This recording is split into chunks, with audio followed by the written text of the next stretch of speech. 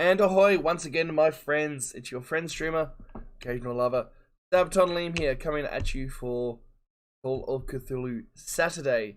Yes, Call of Cthulhu Saturday, as I did a big oopsie and played Nap Roulette last night, and I lost, waking up at 12, therefore missing all of last night's fun, but we have decided to just go on and do it today. I hope you're all going well, my friends, wherever you may be. We have Skelly Pete and Sergio, aka Yep. And let's jump into voice chat, where I seem to be the only one at the moment, so... Oh, no, there's Dale. Woo! Hear you. Yes. Oh, Well, oh, shit. I was just attempting to summon our other players. Oh, and there's a bit of an echo I can hear. Yeah, because YouTube window was open in the other tab. It's fine now. Just a second. Sorry, streamers. We are actually having technical difficulties for a second. Never trust an oak. Never trust an oak. Ahoy, dead in sight. Welcome to the start of the stream. We're just waiting for the other players that should have already. Oh, there's one oak. You know, there's a plural to that too. It's oaks. Yeah, but there's just one at the moment. Doesn't mean I'm just an oak. My name is a plural. Come on. We have one oak. Where's the other oak? Eating hungry, thirsty, dead.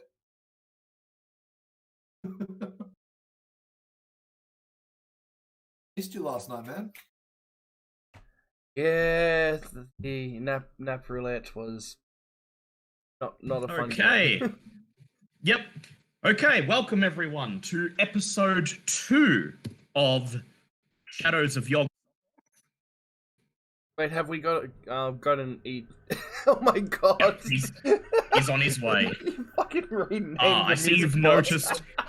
Yes, I see you've noticed our music man now has a more fitting name. Good evening, my friends.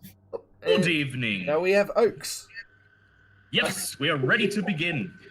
Welcome everyone to episode 2 of Shadows of Yog-Sothoth. This episode is entitled People of the Monolith.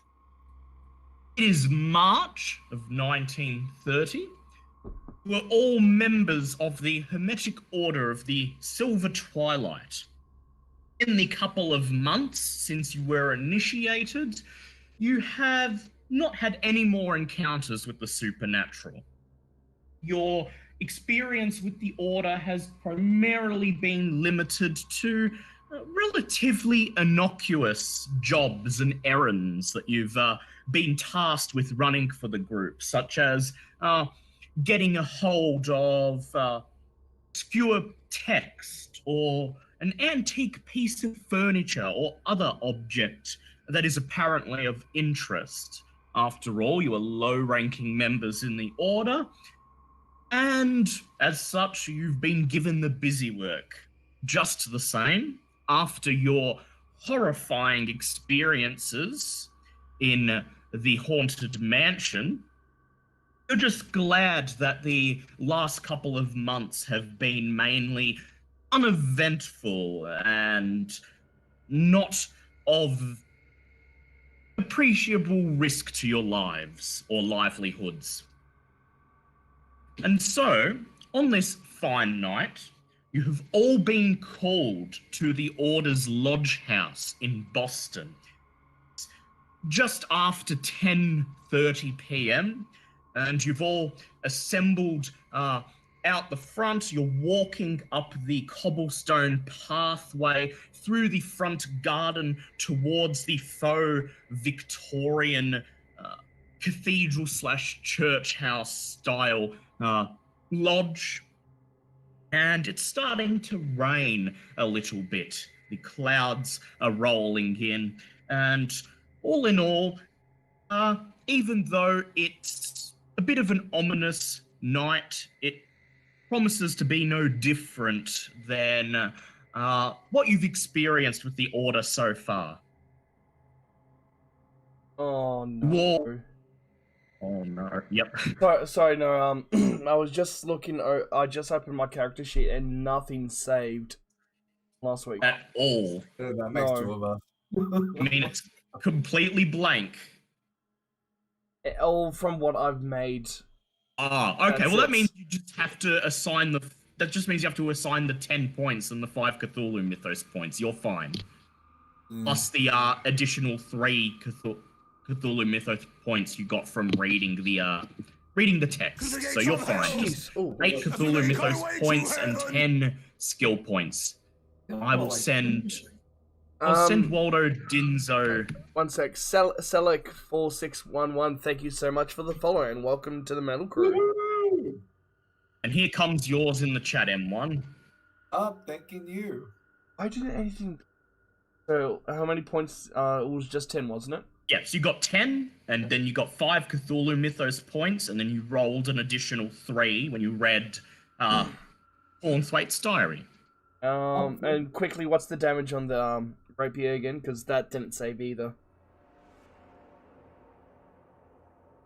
It's 1d8 plus damage bonus. What an 8. Let me just double check that. Oh, so we have to upgrade one of the tripod. Yeah, no, I've got your tripod. It's not on your sheet. You have a gun. You bought a gun with the proceeds of your money from last time. Oh, yeah. The cavalry saber is 1d8 plus damage bonus. That's correct. Yep, okay. Yeah, I really don't know what happened. I don't know why nothing saved. Yeah, they can be temperamental sometimes. So you all nod and greet each other. You haven't seen a whole lot of each other over the last 2 months. The Order's been asking you with several lines of inquiry. Captain Christopher, you've mainly been tasked with transporting on your ship up and down the eastern seaboard for the Order, collecting it from buyers elsewhere on the coast and bringing it back to Massachusetts so that it can be placed into the Order's possession. Wilbur, you've mainly spent your time over the last 2 months when you're not in the Order's library researching or tinkering with your stuff, basically sourcing obscure little bits of knowledge and old texts for the group. Odinzo, you're a busy filmmaker, and over the last 2 months, you've been trying to get a project off its feet, but you have been bogged down with several things, not the least of which including a small spot of police attention and legal trouble after your attempted theft of the mansion deed 2 months ago. It wasn't my fault. You say that, but the authorities don't seem to be buying it. Just the same, you're hoping that it's been put behind you, your fine has been paid, and you've done your punishment. We're hoping that it's a something that the authorities will forget about in your adventures going ahead. So you knock on the door of the lodge house, and the door opens, and you are ushered inside by a member of the Order wearing a hooded black cloak. He says nothing. He just points at the staircase on the other side of the bar, silently urging you to head upstairs to the lodge meeting room. Did any of you do anything? Do any of you say anything to him? I believe we should walk upstairs. Sorry. Waldo, you thank the chap, and then you silently, as a group, head upstairs to the lodge meeting room. You've only been here once before, and that was the night of your initiation. You haven't spent a whole lot of time in the lodge house since then, unless you're consulting the library. And tonight, the meeting room is empty. The only person there being The man who recruited you, Max Reed, standing behind the stone lectern. He watches as you all approach and then gestures towards the front row of seats, and he says, please, take a seat. This might be your big break, so to speak. This be a mighty high chair, says I. Wilbur just sits down. Yep, adjusting your camera. Take your seats, and you notice that your acquaintance, Charlie Elwood, is already in attendance. He's just sitting there, his hat brim pulled over his face, and he's smoking a cigarette, and he just raises a hand in a half-hearted greeting as you sit down.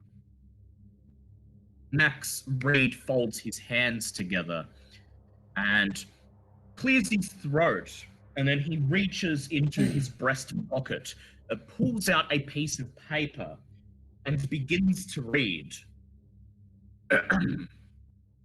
They say, foul beings of old times still lurk in dark forgotten corners of the earth, and gates still gape to loose on certain nights, shapes pent in hell.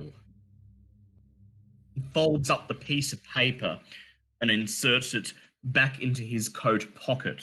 And then he looks at each of you in turn from behind the lectern, as if waiting to see if any of you have a reaction. I would like each of you to roll either occult or art and craft, if you have it. I actually may have art and craft. I don't have any of them. Right. All right, I'll roll occult if you've got it. I'll roll art and craft. What is it? Roll whatever's higher. Yep, it's definitely art. Oh, actually, wait. I did have occult as well. Both those. I'll roll occult actually. Yep, go ahead. Actually, pardon. Waldo Dinzo has art and one craft, of so he can. each. Sorry. Oh, you can roll both if you want. Waldo Dinzo has art and craft, so he can go ahead and roll that. That is right. I was always good at clag and sticky things together back in my younger days. Yes. Well, you read I'm gonna type it out. Due from last week, we know you quite well with this. Oh, Yes. That is exactly correct. I had a bowl of PVA in my hand and a tripod in the other. Amazing what You man A see- can do. pocket full of dreams. You see Charlie Elwood glare at you from under So the the brim of his pass on hat. the art and craft. Yep, well, that's a pass from both of you. And then Charlie Elwood glares at Dinzo, and then he clears his throat and gets up and moves a couple of rows down in the meeting hall. And that's also a Okay.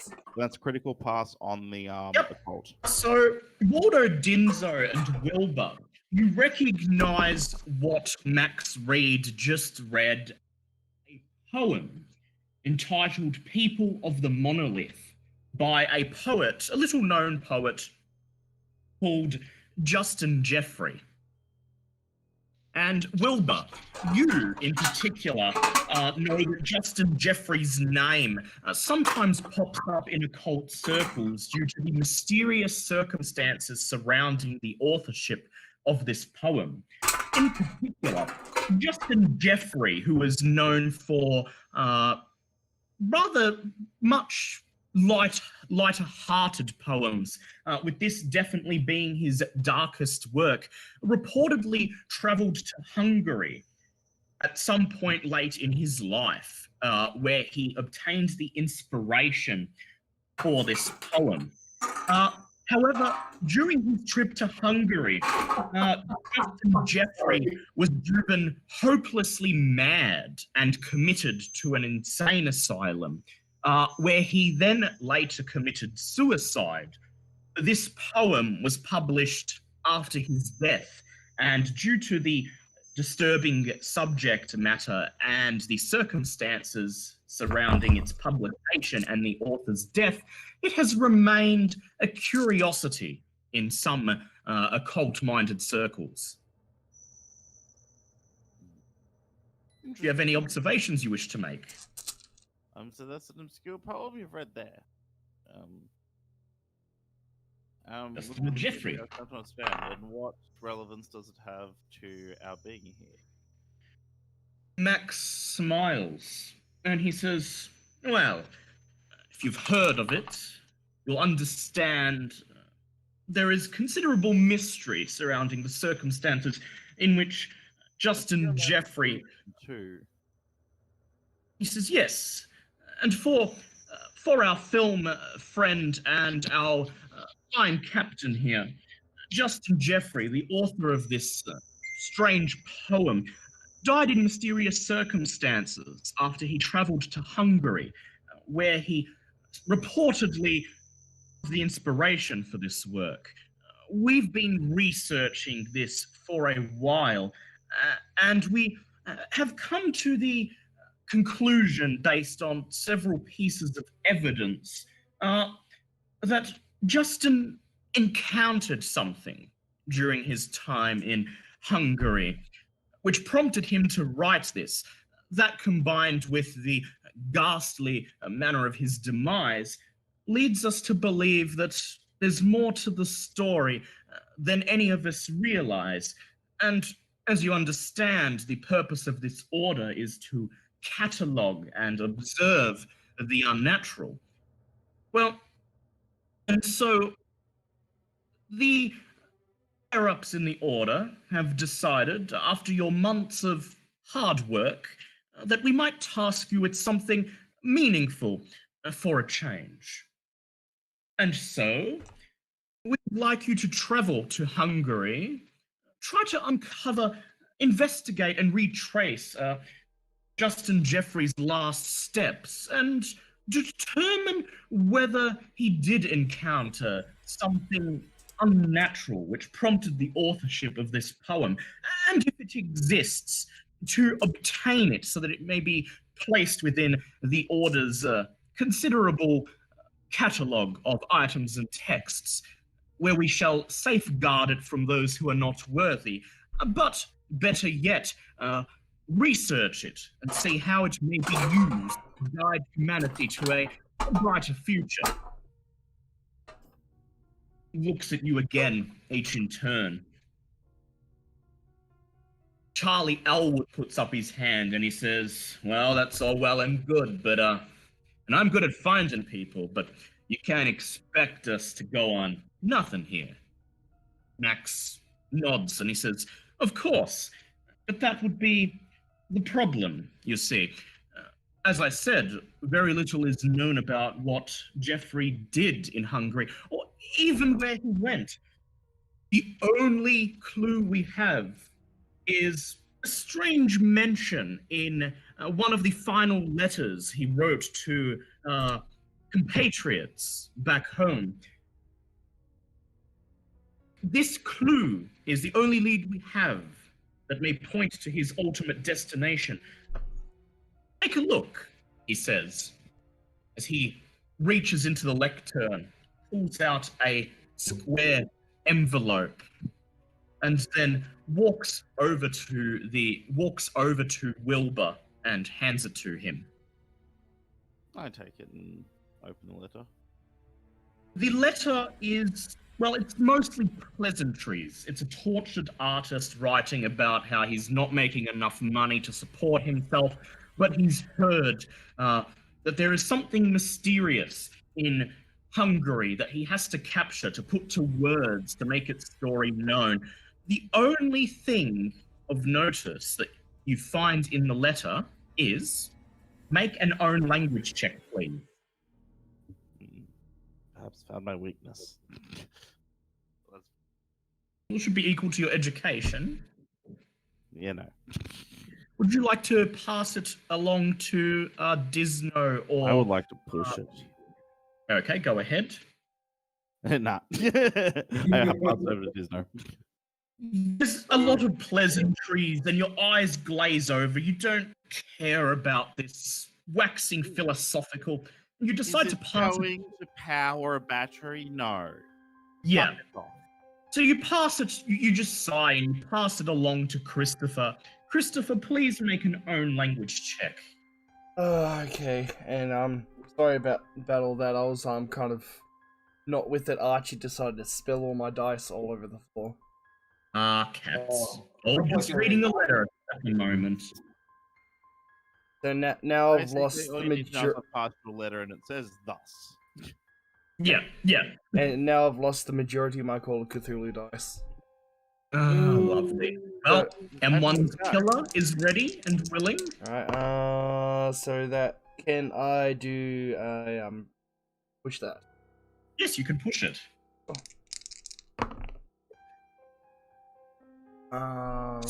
What? Yes, that's a pass.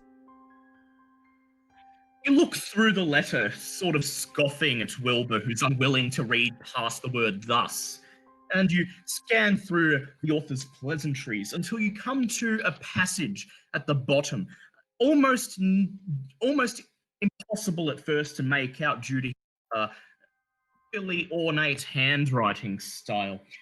It simply reads, "There is one place I must go, Zuthultan."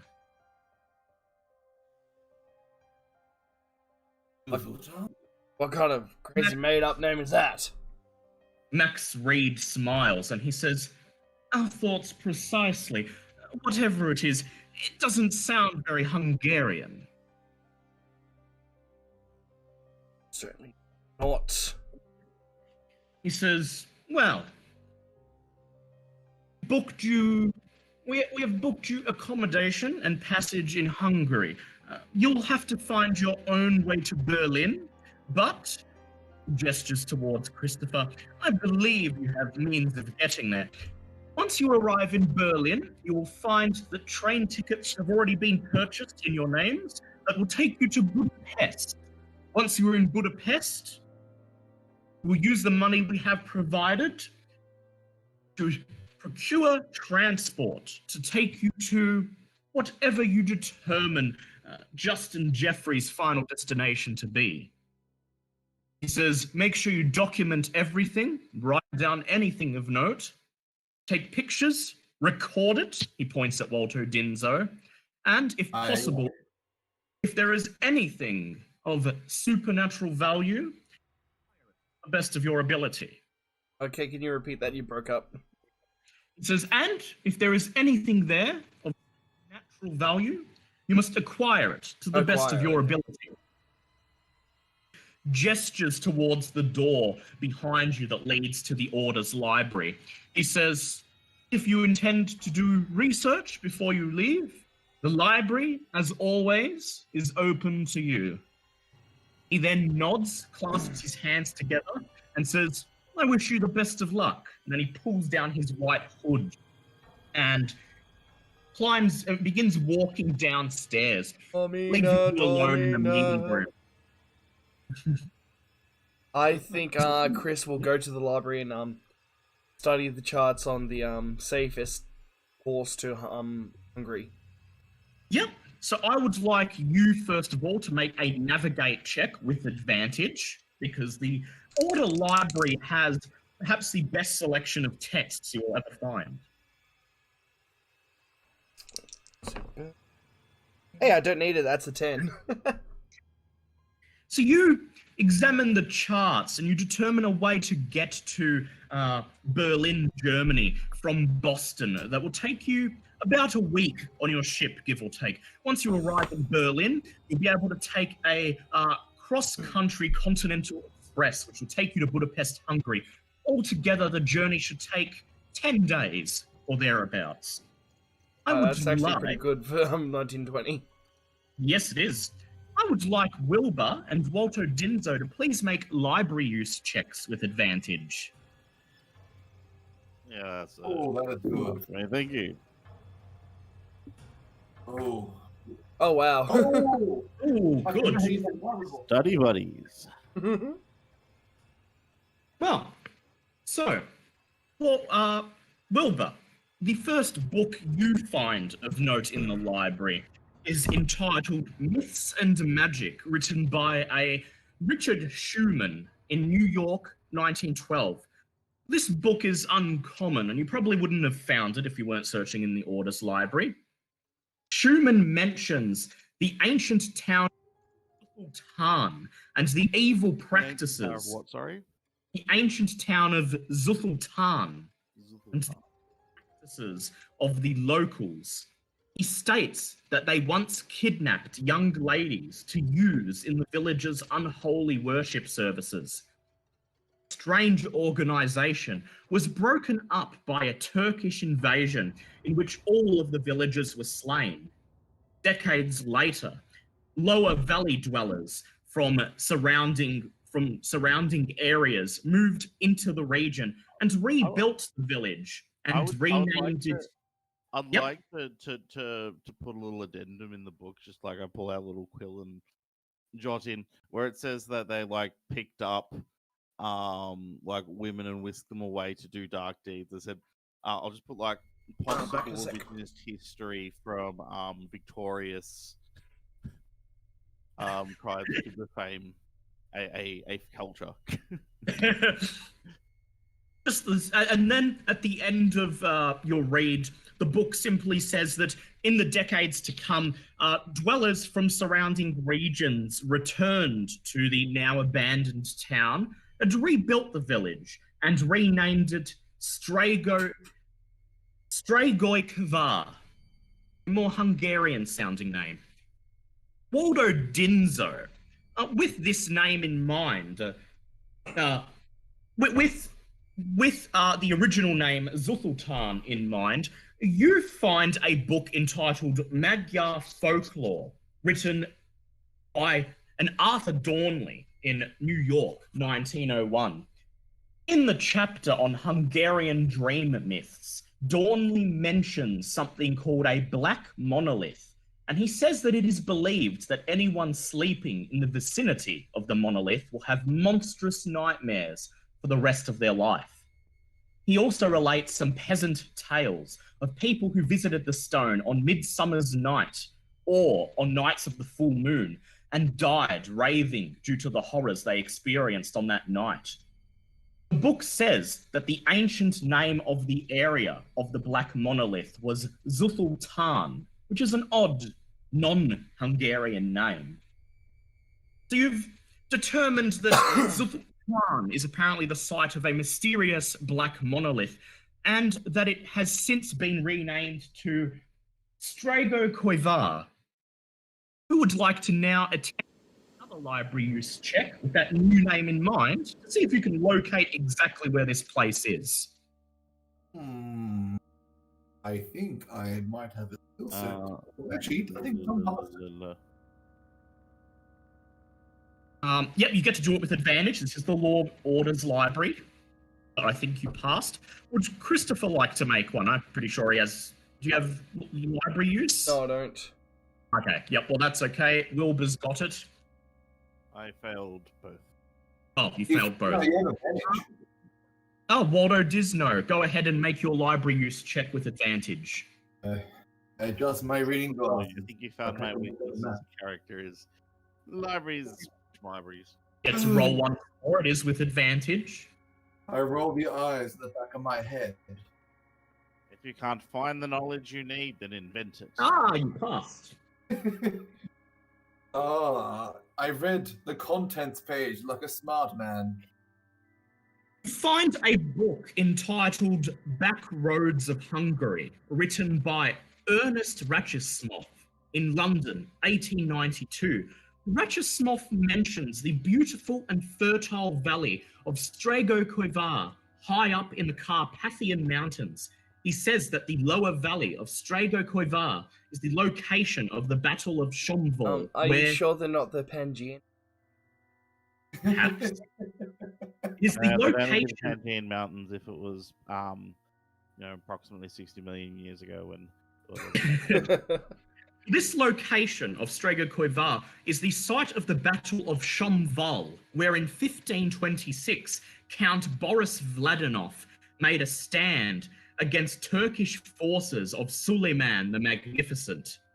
The town can be reached, Ratchesmoff says, by a pleasant 3-day cart ride from Budapest, during which many ruins of the war with the Turks are visible from either side of the coach. You have a location. You need simply travel to Budapest, and a 3-day cart ride out to the village of Strego Koivar. Do you have a destination and you know how to get there? Is there any other research you would like to do in the library before you set out?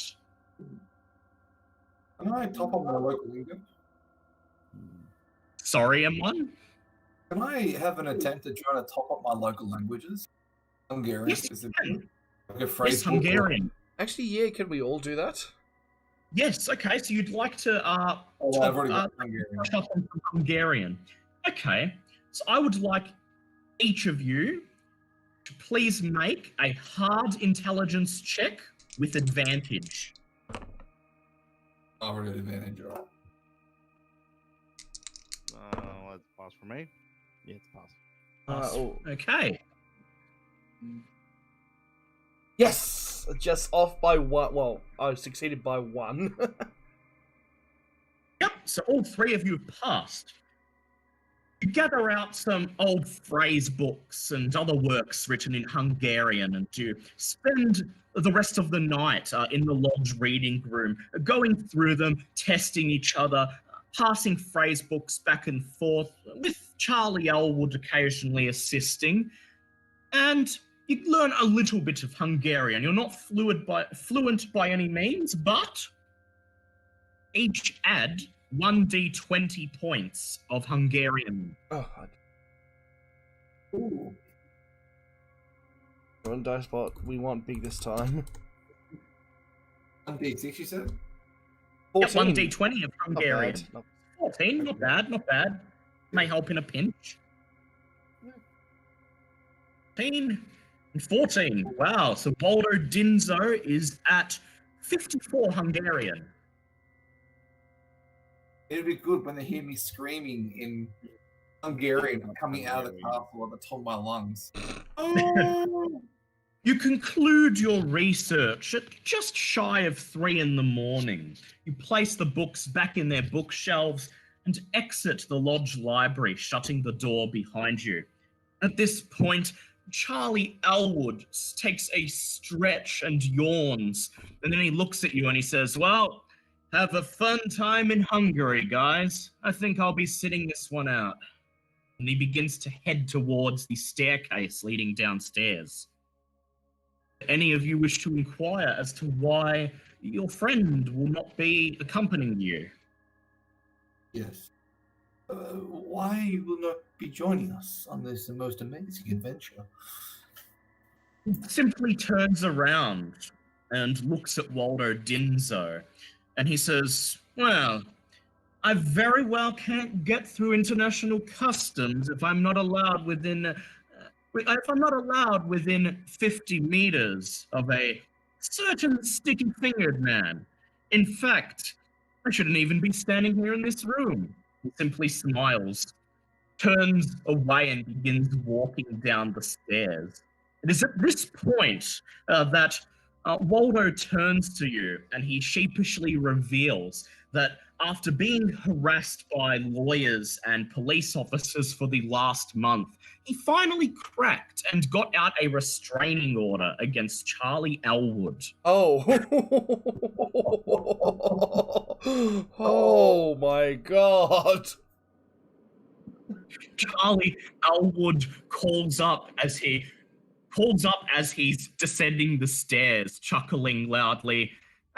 Look, I got a couple of things I want to look into on my own anyway, so have a good time, guys. And, Waldo, no stealing, no international incidents. He laughs at his own joke as his footsteps recede out of earshot. I look at him. I look at that passageway and watch the shadow lightly. It's dim and further away, and I say, "Until we meet not again, like we do every puzzle adventure, whether we come back or we don't come back."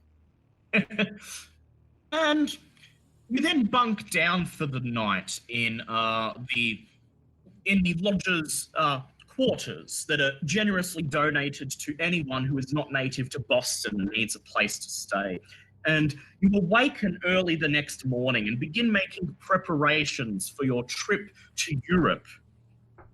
first order of business is that you become aware as you are packing your things and consulting the charts that the firearm laws in Hungary, like most parts of Europe, are considerably stricter than what you're used to here in the United States. So you must all make a decision.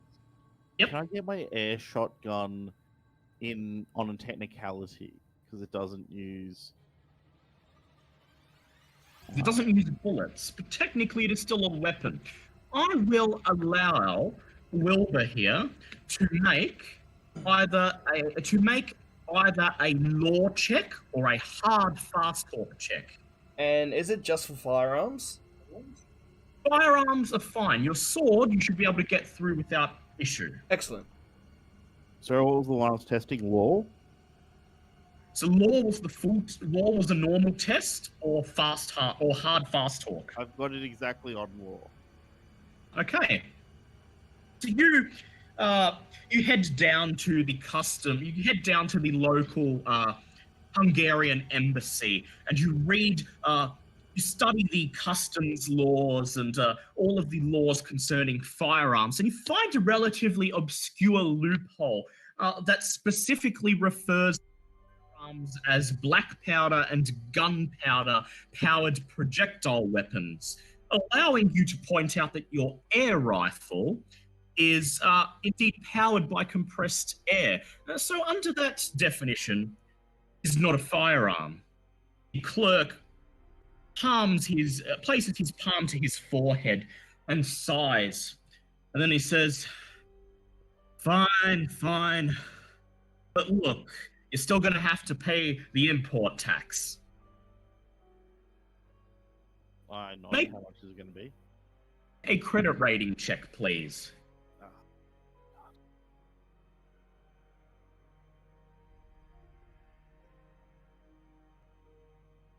Is that a pass or a fail? That is a fail, unfortunately, but not by much. The import tax will be $50, he informs you with a smug grin on his face.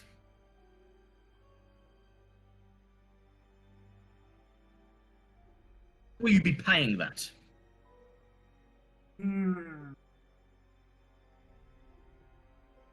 Meanwhile, Christopher, are you going to be bringing a firearm into Europe?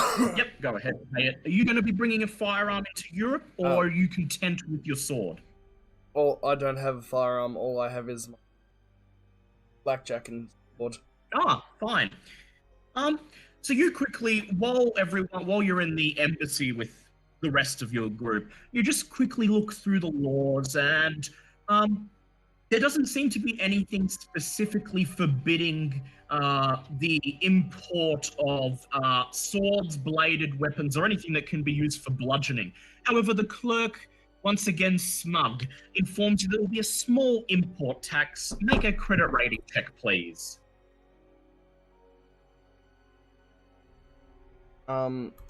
Me? Yes. Okay, yep, sorry. That is a 35. What is... Ooh, no, that's a fail. You were informed that just like for Wilbur, the import tax will be $50. I'm gonna have... Do we get any money from last week? Yes, you did. You had $75 from last week.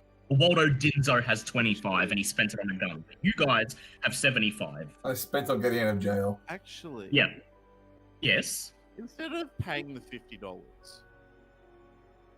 how much would it get me just to get my custom acid shells in, and buy a shotgun. and the blueprints and everything I need to assemble one when I get there? Make a fast talk check, please.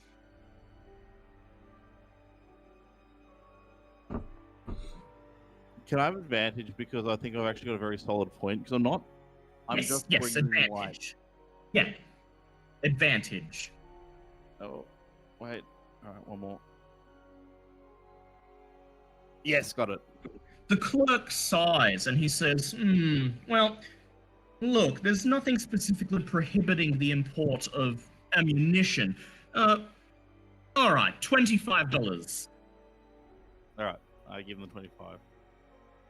Okay, Christopher, will you be paying the $50 to import your weapons, or would you like to try maybe to talk him down, or buy a weapon when you get to Europe?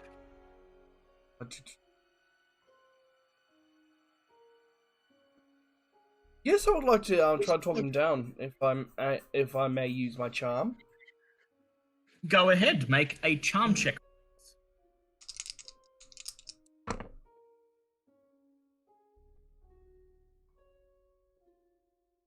I'm up here. But it's 20 plus your appearance, isn't it? No, it's just half your appearance. No, I've got 20 in appearance, so I put. Oh, and you put more points in it. Yes, so yeah. Alright, So it'll be your appearance plus whatever you put in it. So. Oh, okay. Yep. Cool. So that is a pass then. Yep. You say to him to charm him. I was like, I can't really part with my dear service weapon I got in the Navy many years ago. I don't suppose there's a little bit of an arrangement. He says, and who am I to stand in the way, stand between an old Navy man and his sword? And he knocks the price down to $30. Ah, bless your soul. Waldo Dinzo, would you like to try and bring your firearm into Europe? Or are you going to leave it behind? Well, what I'm going to try and do, I'm going to try and attach it to the bottom of my tripod. Now, just bear with me. This is going to be really silly, but I'm going to try and charm my way in. The version of my character. I'm like custom making like acid shooting weapons and stuff, and you're just taping guns to your tripod. You see, I came prepared for this exact situation. He's a Dead Rising character. Yeah. Oh god. You misunderstood me.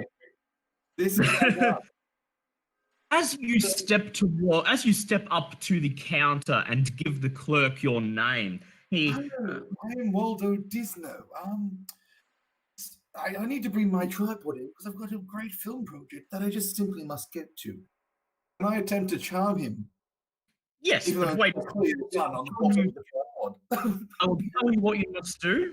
As you introduce yourself to him, and he begins flipping through a couple reams of paper, and then he pauses on something and he says, "Aha, Waldo Disno. Well, it says here that you were charged with theft of city property several months ago."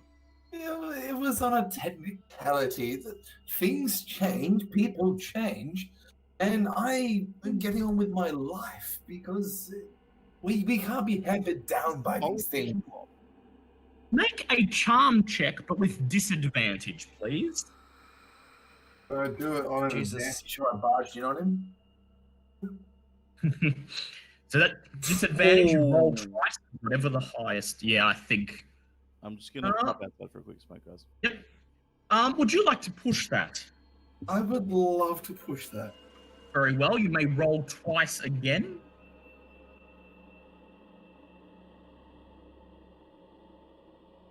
Another one. Is that a pass? Well, it's disadvantage, so you have to roll another one.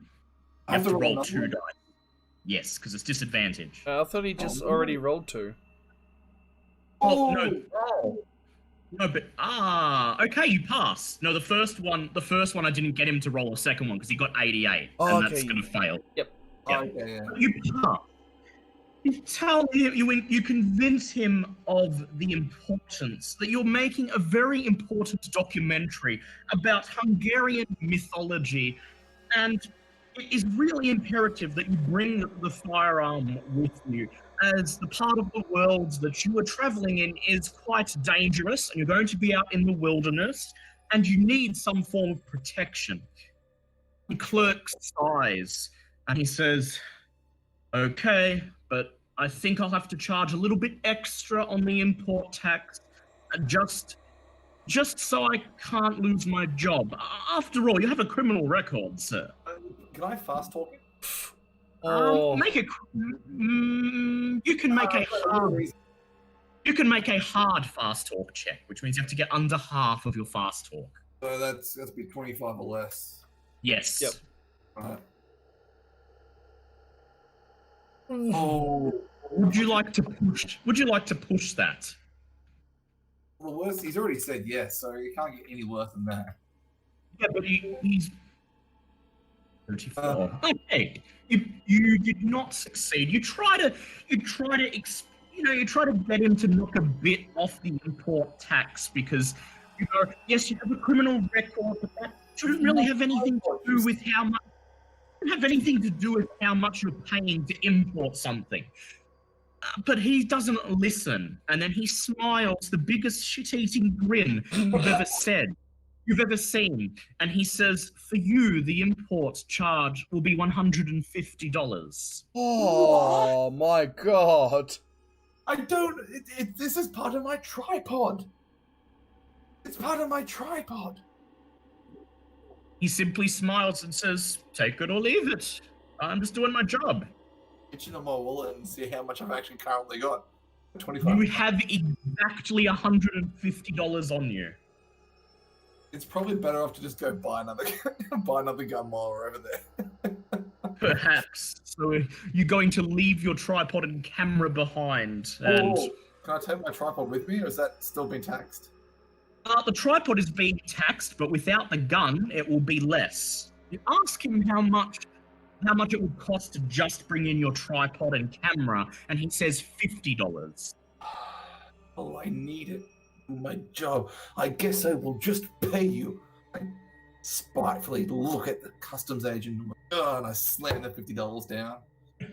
The customs officer smiles, an even bigger grin before, and then with the most false, friendly voice you've ever heard in your life, he simply says, "Have a good day, sirs." Bye. I'm glad to be of service. And then you all sigh collectively. Look, give Waldo Dinzo a quick glance, and then you exit the embassy. And so, several $100 later, you begin your journey to Europe, joining Christopher later that day at the Boston docks, where he proudly leads you to the wharf where his vessel, the Mayflower II, is currently moored. You were on here 2 months ago when you gave Joey Widener a burial at sea, but you haven't been aboard the ship since then, and you didn't get a good look at it last time. Now that you're closer up, you can see that for such a rough and tumble salt of the earth sea captain, Christopher has done quite well for himself, and the interior of his ship is nicely, if minimally, furnished. Night M2. Night M2 with a nice degree of taste. Laddies, welcome aboard my ship, the Mayflower Mark II. Please enjoy your stay while you're on aboard. Be sure to get your sea legs before we hit voyage. He points you to your quarters, gives you a quick show of below deck, points out the mess hall and the pantry, and then he heads up to the room, places his hand at the helm, and says, "Anchors away!" And as the clock ticks over 12 p.m. lunchtime, the ship unmoors and begins to sail out into the Boston Harbor. By the end of that day, you have reached the Atlantic Ocean, and a week-long journey across seemingly endless blue sea begins. Is there anything you would like to do for this 7-day journey? I would like to interact with my Patriot Waldo Disno. With a You'd like to interact with a what, sorry? With my dear compatriot Waldo Disno. Yes, go ahead. What would you like to say to Waldo Disno? Dear Mr. Disno. I've noticed you have some interest in, how can I say it, upgrading your tripod there. Yeah. Yes, I have a significant upgrade. What do you need to know about it? Do you mind if I have a look at it? I could work a bit of my magic on it for you if you'd like. Reluctantly, I hand it over to Sure. to Take inspect. So what I'm going to try and do is alter the mount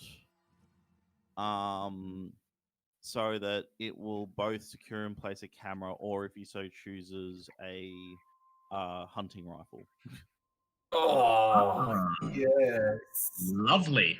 So will that be mechanical Yes, repair? make a mechanical repair check. Ooh, can I push that? Ooh, would you like to push it? Don't break his tripod. Oh, Ooh, nice. that is Good a push. hard success. If you break my You tripod take him- with a sword. I just would have played it off. If I had it broken, I just would have given it to you back a day later and then spit on you. You can get up onto the deck and you lay out the tripod and a toolbox on a little folding table that's clearly meant to store fishing supplies or something like that. And you show him exactly what you're going to do to his tripod, and then you slowly make the alterations. Takes about an hour, but then proudly you present it back to him. Something better than it was before. Waldo Dinzo, what do you have to say when gazing upon your new tripod? I'm just staring at it and like enamored by just its sheer beauty, and I'm like running my hands up and down the wood grain like I can kill, like I point to shoot, like an artisan that I am. I have total power. Thank you. Thank We'll be you. shooting things not just on film from now on, it appears. Until you can find... just need to find a hunting rifle or shotgun to slot into it now. But there'll be time for that to get to Europe. And so the rest of the journey passes uneventful, pleasant, almost boring, although Christopher seems to be having a good time of it, and he spends the majority of the week at the helm, heartily singing sea shanties almost every waking hour. The sea is fair today. It's trying to break out into a song. Oh, Sorry, M1? Is that an Ailstorm song that I hear? Why would we... what is this hailstorm you speak of? You silly man! Oh, Elvish shot to sea. silence funny. never interrupt a Right. Captain Judy shanty. Like if you give me Why is the warning- captain drunk? Oh, I know they did get one. Was it Wilbur? Actually, I've got a like a sea shanty I wrote. Yes. Save. I want to save that for D&D though. Yeah, I'll save it for D&D. Let's not take the. I actually The found a Well, this is actually a different sea shanty. The one that I did for D&D is actually an adaptation of an existing Irish folk song. I Sea found shanty. Yes, that's right, it is. I found a Call of Cthulhu adaptation of Drunken Sailor. Very well. Unfortunately, I think we may get in trouble for copyright if you play that. Well, but I'm not playing it. I suppose I'm going to sing it. nothing wrong if you sing it. Yeah, Go ahead. exactly. Oh, what do we do with an Inman sailor? What do we do with an Inman sailor? What do we do with an Inman sailor who breaks the oath of Dagon? Way up she rises, way up she rises, way up she rises, sworn under the order. Not the word? You finally dock in Germany. Aren't we going to do a roll for that? Captain's special. Yes. Go ahead and make your roll, please. What did we agree on again? What do we have to You may all make a power check then? please. And what check? Power A check. power. And that is a hard pass. Ew. That is a extreme pass from me. Okay. No, not extreme. Waldo Extreme pass. Dinzo, nothing happens for you, but Christopher and Wilbur are roused by the sea shanty, and you each gain 1d3 san. Wait, you're around? Roused. Oh, that's a Roused. 3. No, There you go. 1 point of salary, but I'll take it. And at the end of the week, you dock in Germany. Once again, glad to be back on land. Takes a couple of hours for your newly acquired sea legs to adjust to terra firma. And then, Dale, Yep. can this push me above my starting stat? yes, it can. It can. What's your max, And- San? Your max san is, well, your max san is your power, but your starting san is equal to your power. Your max san is actually always 99 minus your Cthulhu Mythos skill. So your max san should be at least 95. Ego Tom. Wunderbar. You quickly, without delay, make your way to the central train station in the city in which you have docked, and you read out, you state your names to the attendant on service, who nods and, in broken English, thanks you for coming, first of all, informs you that your tickets have already been pre-booked by your employer, and informs you that the train journey will take 3 days to get to Budapest, and during that time, you have each been booked a bunk in the same room and have been in advance for 2 meals a day in the dining car. He then hands the ticket to each of you and takes a bow, and once again in broken English, tells you to enjoy your journey with them. To the train, and the 3 days once again pass almost uneventful. Mainly keep to yourselves throughout the journey, spreading out, taking in the passing scenery, and just enjoying the boredom while you have a chance to, because you just have that feeling that when you arrive at your destination, things may start to get a little bit more eventful. And as the train wends its way across continental Europe, the surrounding countryside begins to grow darker, a darker shade of green, and the mountains begin to grow taller, pointier, and somehow more twisted as grey clouds begin to roll in overhead, soon completely replacing the clear blue sky that you sailed here under. And you soon arrive in Budapest. Get off the train, take in the cold, chilly, windy, late afternoon air, and steel your shoulders to the task of acquiring transport to take you to the village of Stragoi Kavar. But first, you will need to find someone willing to take you there. And so I would like the 3 of you to make Hungarian checks, please. Bell. Ooh. I got 14 points. I just got 14. Okay, so that's a group pass. That's good. Excellent. You head out of the train station and begin strolling. Let me open up Google Translate. Oh no. Okay. Go ahead. Go ahead. Oh Okay, I'm god. gonna try and say, hey. What do you want me to say, guys? You're Hey. how much for a 3-day journey? 3-day journey. I bet you want to like insult someone and say, where's the nearest toilet? 3 days. Or 3. Okay. Hey, minute kill Egi. Harop nas bos datajos. Okay, enough. I'll give credit to where it's due. That sounded good. Sounded legit to me, but apologies to any Hungarian viewers, just in case. I'm sure we butchered something.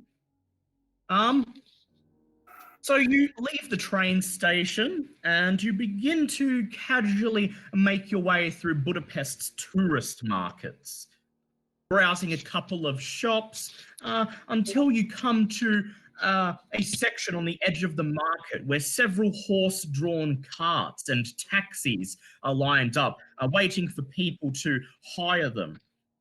Waldo Dinzo and Christopher head up and begin chatting up a couple of the drivers, learning where they're going and how much they will charge. And because you got 2 out of 3 passes, I would like Waldo Dinzo to make a credit ratings check with advantage, please. Reaches for my wallet. 29. Well, yes, no need to do another one then, because you already passed. And after you get a few quotes, you learn that you point out the location of Strigoi Kavar on a map, and one of the drivers informs you that he can take you there. And fortunately, your employer did indeed provide enough money for you to be able to make the trip without having to spend out of your own pocket. Nice. I was actually going to ask about that, but I forgot. Yes, that's what the credit rating check was, to see if you had to spend any money extra than what they gave you. But it appears your employer was spot on, knew how much it would cost, and you don't have to spend any of your money. So you have transport secured, but before you begin the journey to Strigoi Kavar, is there anything you would like to purchase or check out in the tourist sector of Budapest? What is it? Is it worthwhile looking for a few firearm shops to go get, I don't know, a shotgun to try my new mount? Yes, it's worth to do that. I would like you to please make a Hungarian check. Ask around and find out where you could acquire such a thing. There's a pass. Let me get translated again. Oh, what am I saying? Go ahead. Where may I buy a shotgun, fine sir? Fine, sir. Fine, sir. Okay. Holvanan Egirevzilet Uram. Where is your gun shop, fine sir? For my mother. God. I just think about the back. It means where is your arms shop, sir? No, that's close enough.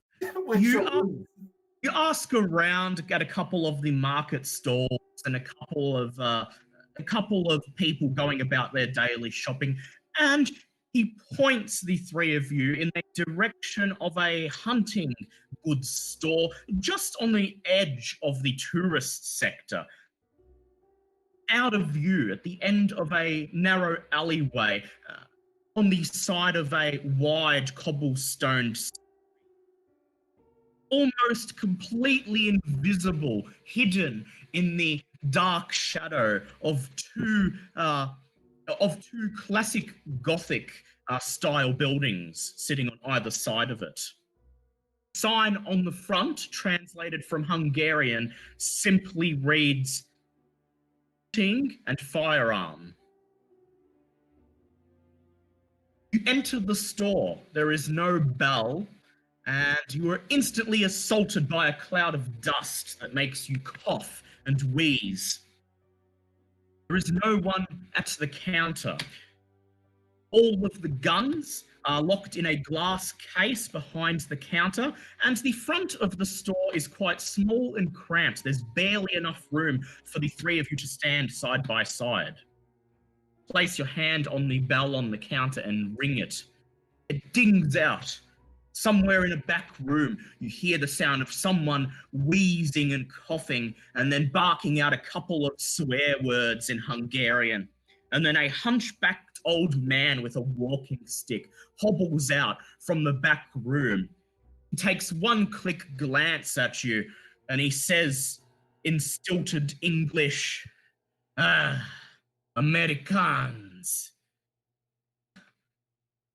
I think you will find my selection is not as good as what you have back at home, But if you complain, I will only put prices up. And then he stares at you with a sort of half hostile but half amused look in his eye. Hello there. I need to buy a hunting shotgun that will fit my tripod. You're going to look at me a bit confused, but I hold the tripod up to it, sort of angled, looking at the camera so it's pointing downwards.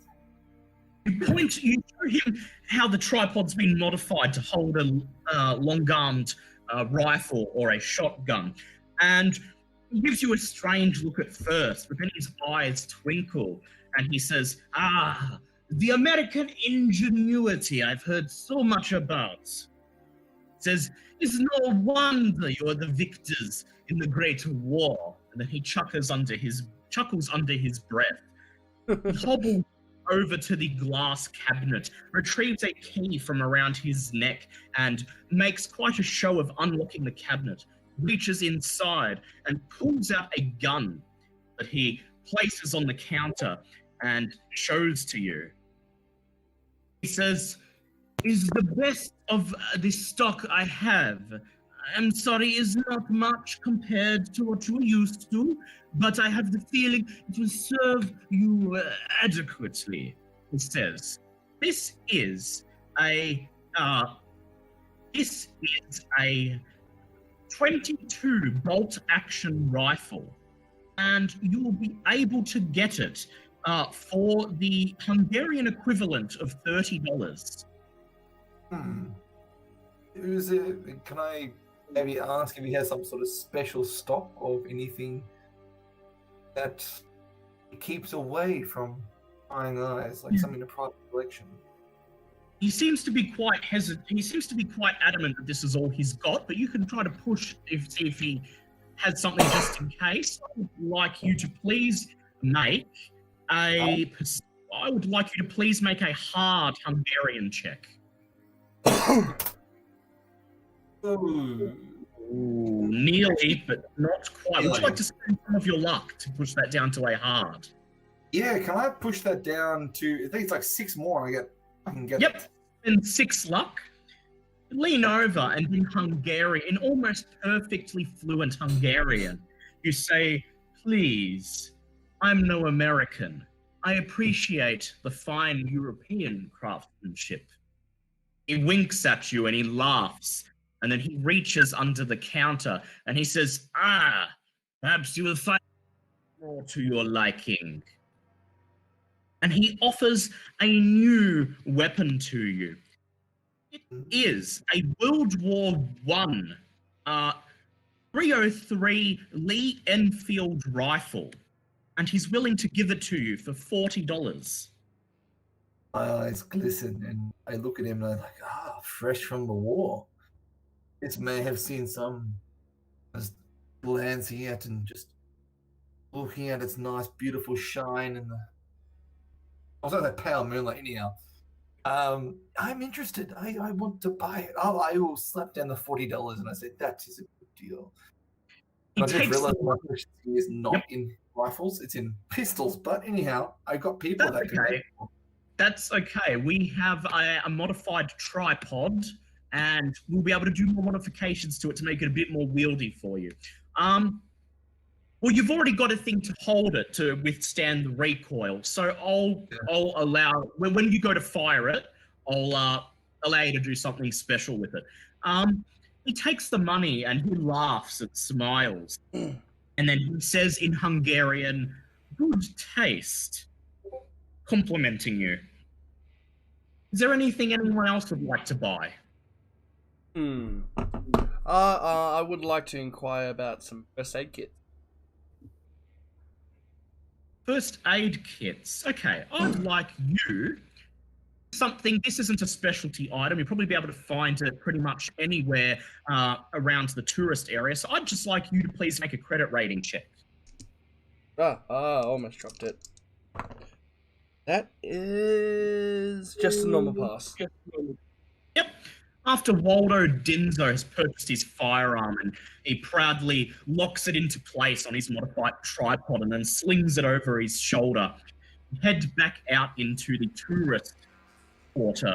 Begin browsing the stores and a couple side stores, and soon you find a market stall selling various adventuring supplies, perhaps for local hunters or explorers. Some of which include ropes, torches, and, of interest to you, medical supplies.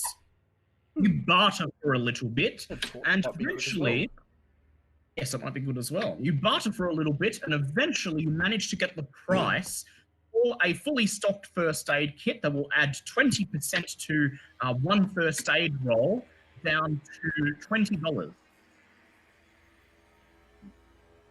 I would like to barter with him, going, burn the torch and I'll give you 30. Okay, go ahead and make a persuade check, please. Oh, but what do I need? You don't have persuade, No, so I only 10. oh, jeez, okay. You could try to charm him. You could try to charm him if you want. Yeah, I'll try charm. Go ahead. That's 44, so that is just the normal part. Managed to charm him, regaling him of tales of adventures on the high seas, and hopefully of more exciting adventures to come. And soon he is enraptured and allows you to have the first aid kit plus a torch for $25. Oh, for 25, oof. You got yourself a bargain there. He smiles. And then in broken English, he says, best of luck on the, he thinks for a moment and says, treasure hunt or job hunt? Or house hunt? House hunt, yes, yes. Oh, why not all three, my friend? Why not all three? Give me 10 seconds, just grabbing my phone. Oh no, the keeper's gone. Anarchy! No! Anarchy! Anarchy! I'm back. I just had to drive through for a sec. Okay, Wilbur, is there anything you would like to do in Budapest before you leave for the countryside? So, how habited would you say the area we're going to is? Okay, so based on what you've read about it and upon Christopher's charts, actually, I would like Christopher to make a navigate check, please, to see if he can work out some information and determine exactly what the place you're going to will be like. Who, Oh. me? No, me. No, Christopher. That Oh. is an 11, so that is just the hard part. Okay, so you stop for a late lunch in a small cafe beside the tourist area, and Christopher pulls out his charts and all the notes he's made and copies of the texts from the order library. And you come away with the impression that Strigoi Kavar is, well, it's the word town barely covers it. It's according to a recent census, the population is but 400, and they only recently had electricity connected in the village within the last 5 years. The town was reportedly much more populated in the times before the Turkish invasion in the Middle Ages. The notes that you have suggest that the original inhabitants numbered in the thousands, but since then, for the centuries after, the entire region has sort of been known in local superstition as a sort of cursed place, and so very few choose to settle there. A lovely Does place. this relate to me? Sorry? Is this related to me? Yes, yeah. Wonderful. I will, just in case, pick up some camping supplies and some flares. Good choice, just in case. Go ahead and make a credit rating check, please. It's a pass. Okay. finish up your lunch, head back into the market square, and browse a couple of the stalls. You eventually find someone selling homemade sleeping bags and tents and other miscellaneous camping supplies. You were able to pick up a 3-man tent, sleeping bags, and 3 flares for $30. I'll part with the money. Yes, I'll hold on to the Yep. flares, but I'll just pack it all in my bundle, my bags and stuff.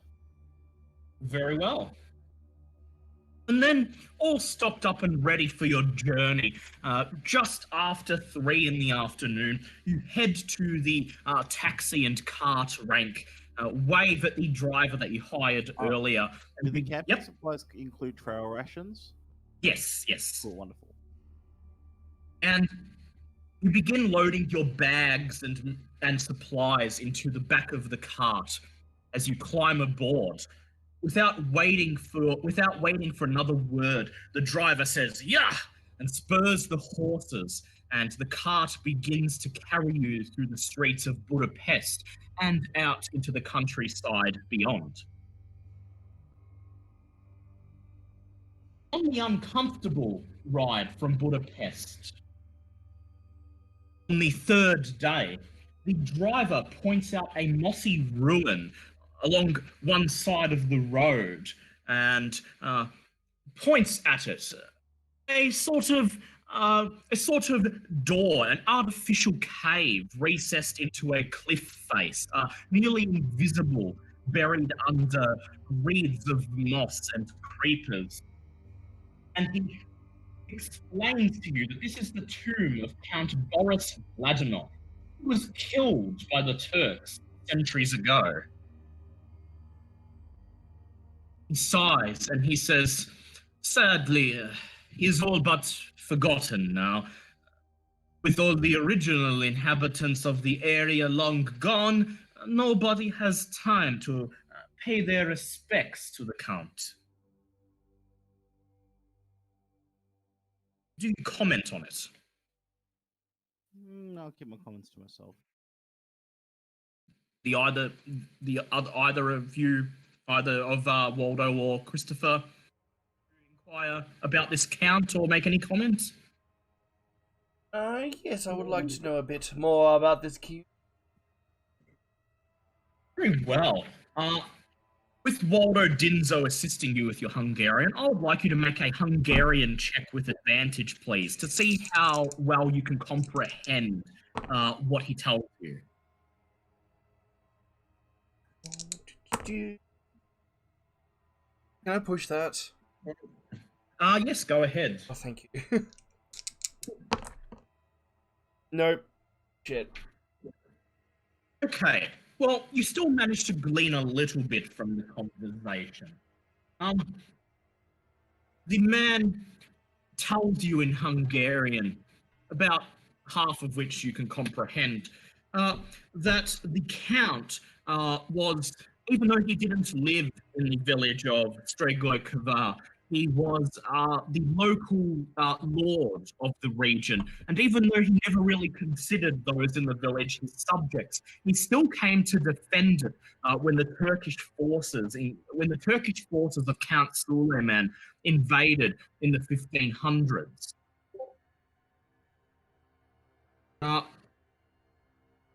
States that during a lull in the fighting, an aide brought to the Count a small lacquered case which had been taken from a famed Turkish scribe and historian who had fallen in the fight. The Count took therefrom a roll of parchment and began to read, but he had not read far before he turned pale, and without saying a word, replaced the parchment in the case and thrust the case into his cloak. At that very instant, a hidden Turkish battery opened fire, and the walls crashed down in ruin, completely covering the Count. The Count's army then went on to be defeated by Suleiman's armies, and his corpse was never recovered. The driver says, "And yet, they say that what remains of him is in the tomb there, where he fell." And nobody understands the true story of what happened. If his body disappeared, then why is he buried in the tomb? He shrugs and he says, what do I know? I just bring the mail to Strigoi Kavar from Budapest.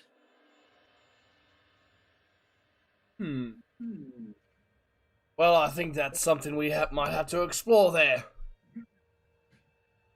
He says, well, I'm sure the Baron, at the very least his spirit will appreciate it. I'm sure nobody has set foot in there for centuries. Then continues the... yes, does anyone else wish to do anything? I thought someone was about to speak. Oh, I was just laughing, saying I'm not really a fool for these dead tomb types. And you don't really put lots of stock in local superstition anyway. Just the same. Oh my god. Okay. Yep. We don't have Waldo Disner in the chat. We have Who we have? Walter Dingo. Yeah, and my friend Nila, she's the one that spoke to us all in Bahasa. Do you regale the driver's tale to Wilbur and Waldo? Yes. I have nothing to hide Okay. from my compatriots. Sure. Wilbur, the driver's tale is recounted to you, though fractured and incomplete due to Christopher's imperfect understanding of Hungarian. I would like you to please make an occult check with disadvantage to try to make sense of what he's telling you. That's a no. Would you like to push it? Sure. Ooh. No. You all you know of this area is the things that you read in the book, that apparently the original inhabitants had some strange religion, and the story of the Count reciting something from a strange piece of paper, or at least trying to before being struck down by the Turkish army, raises your eyebrow a bit, but you're not quite sure what to make of it. You may attempt to inquire yourself, however. I'm pretty sure. I think you can speak Hungarian if you'd like to try and glean more. Try. And that's a no. Okay, that's fine. Would you like? Are you not going to push that? Oh, okay, let's push it. But I think no, the dice gods have admit that Yeah. my character has little interest or inclination about this story. At the very least, you're curious enough to try and question the driver yourself.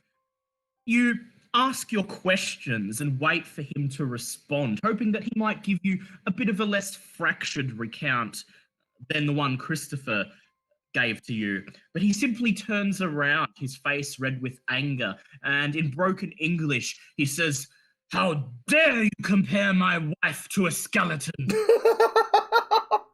Oh no. And make a credit rating check, please. All of us? No, just Wilbur. Fail. Then, as the sun begins to move, further down the sky, as the sun begins to set on the second day, the driver spurs his horses, making them stop on the side of the road, and then he defiantly folds his arms and says, "You're going to insult me. I refuse to go any further until I'm given due compensation."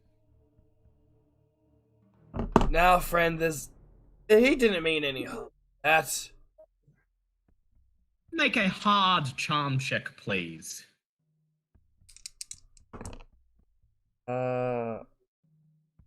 That's not the right dice. I rolled with the D10 and the D8, and it's like, why is that coming out with just two single numbers? Hard charm is my... Can I spend one luck point? Yes. Yes. Okay. Now, please make a Hungarian check with advantage. Ooh, I don't need to do that. I just got a 12. And my Hungarian's Fantastic. 14. You take a seat at the front of the cart and you place your arm around the driver and trying your very best to say in Hungarian that your friend did not mean it and that you're sure that his wife is, well, first of all, that she's quite alive, and second of all, she probably has a bit more weight on her bones than a skeleton. And it seems to be enough for him. He simply gruffly sighs and then gestures with his hand for you to get into the back of the cart and go to bed. And then he spurs the horses and they begin to slowly clippity-clop their way down the road. With the awkward faux pas forgotten, you arrive in the village of Strigoi Kvar about 10 a.m. the next day. The cart lazily makes its way into the village square, which is not so much a square as it is just a big patch of dirt in between two cliff faces, surrounded by a handful of medieval-styled cottages. This is it's a strange little town. It kind of looks like the kind of nice little European town you'd see on a postcard. If somebody had doused it in near perpetual shadow and added and drained all the colour from it, at the very least. Climb out of the cart and the driver informs you that he will return. He will return at the end of the week with mail from Budapest. And he quickly points out the two places of note at the edge of the town square. A little stone church that is really nothing more than an outdoor shrine, and a tavern that doubles as an inn. And then he says, "Good luck," and lazily turns the cart around and begins driving it out of the village. You look around. The town square is deserted. You do not see a single villager. Indeed, the only signs of life are a murder of crows perched on one of the trees at the edge of the town square, simply watching you as you make your way across the patch of dirt. Where would you like to go? What are the options? So there is a tavern, and there is a tavern. There is a small church that is really nothing more than an outdoor shrine. It's basically just a little tiny stone mound with a crucifix on it and a couple of seats for an outdoor service. And at the end of the edge of town, what appears to be some kind of schoolhouse.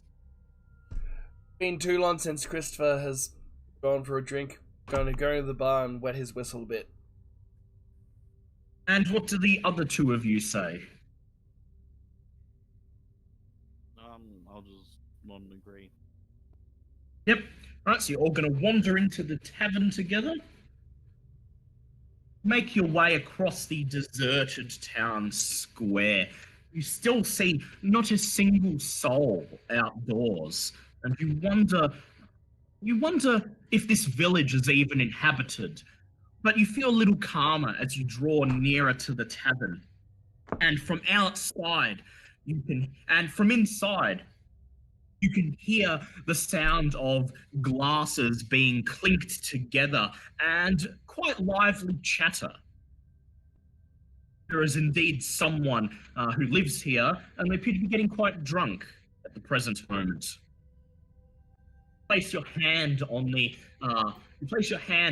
iron ring that serves as a doorknob on this thick wooden door, and you pull it open. It creaks loudly, echoing through the village square, and the din inside the bar immediately stops as you open the door and find yourself face to face with at least 10 villagers, all seated around a number of roughly hewn wooden tables, flagons and glasses still in their hands, simply staring at you, not moving. I go directly to. Sorry, M1? Sorry, I was going to say, Liam, sing us a sea shanty song just to get us out of it. Break the ice. One thing is obvious, they don't get a lot of visitors here. I go to the bar, put down okay, this is like a cheap third world village. Yeah, well, not third world, but like oh yeah, something like that. Peasant village. Why these 24 karat gold iPhone? No, I go to the what resembles a bar, slam down about $25 and point to a bottle of whiskey. Whiskey for me and a round of drinks for everyone in the tavern. Make a charm check, please. Oh yeah, that's right. Yep, that's a pass. That's a pass. You slam some money down on the bar and point around the room, bring drinks for everybody. The barkeeper nods silently and reaches under the bar, pulls out a glass bottle of whiskey, and pours 3 mugs, one for each of you. And then he nods at you again and begins to scurry around the tavern, pouring drinks for everyone else. Everyone stares at you as he does this. When he is done filling their drinks, he makes his way back to the bar, and then he smiles.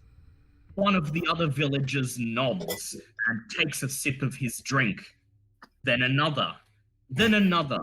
And within a few minutes, it is as if nothing has happened. They've gone back to drinking and talking, barely even aware that you're there. There we go, lads. That's how to deal with a sticky situation.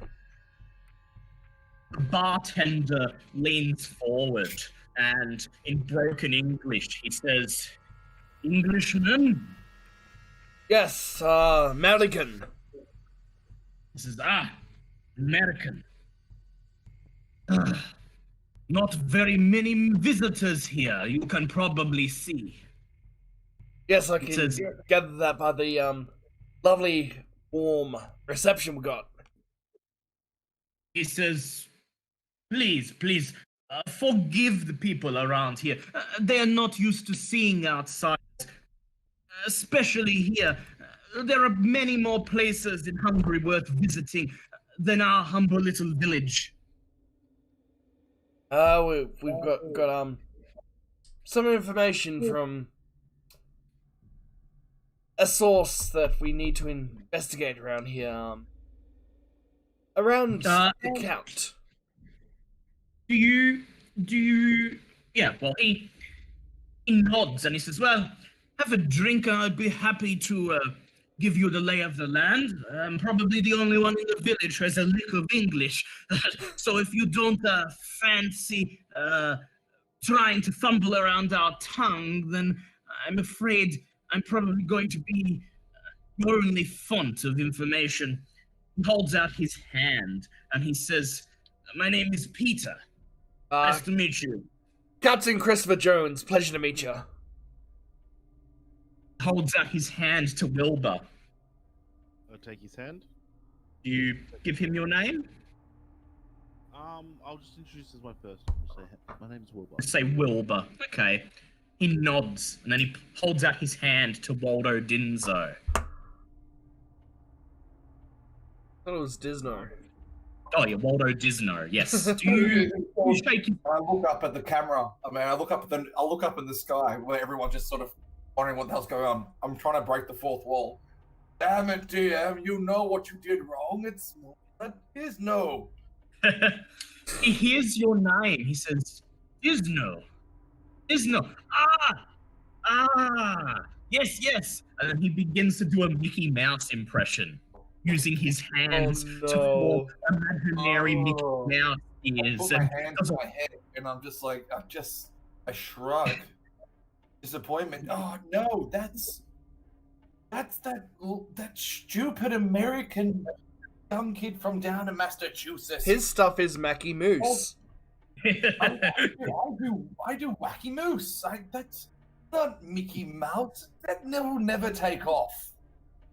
You tell him about the animation. You're more of a documentary filmmaker, but you tell him about the one animated feature that you had worked on, The Adventures of Mackie, a moose from the supercontinent of Pangea. Had a renowned zoologist come on board to... Oh, David, you're starting to crackle up a bit. Yep, alright.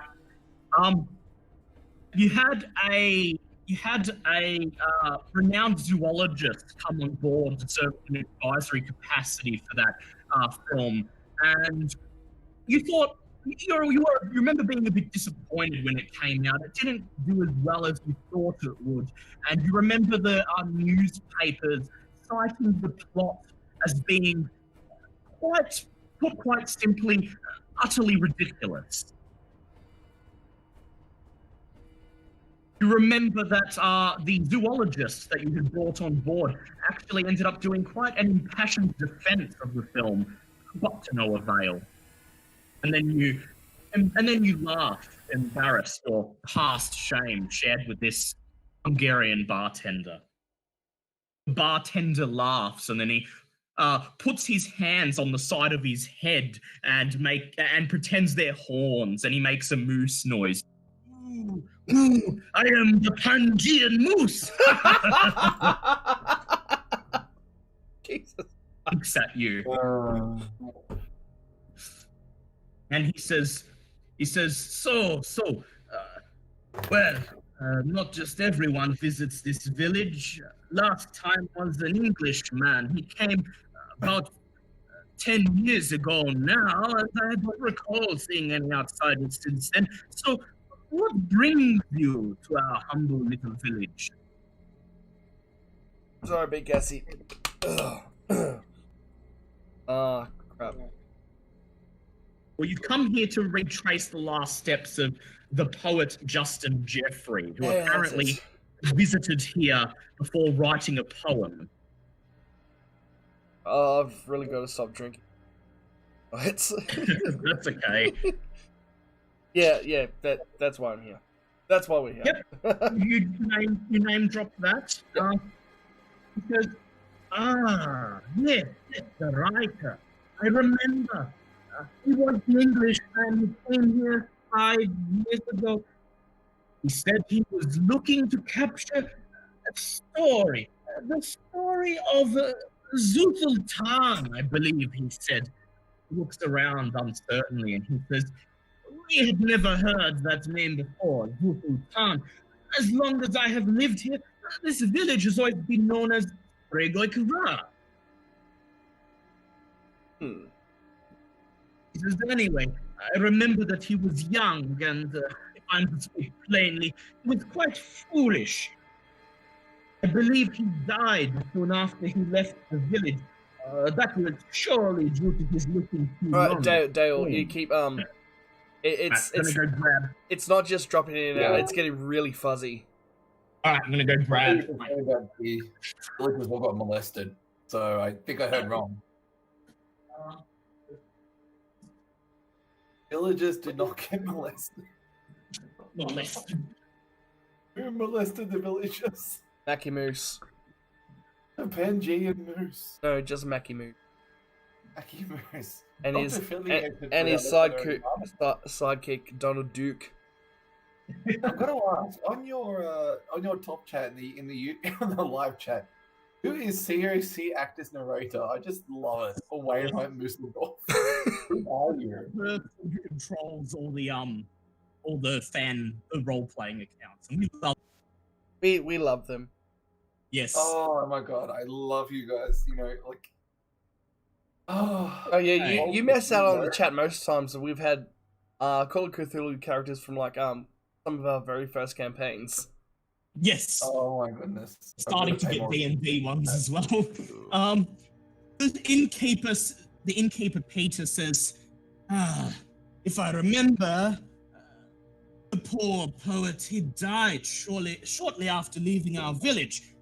But that was surely due to his looking too long at the stone. He then performs the sign of the cross and bows his head.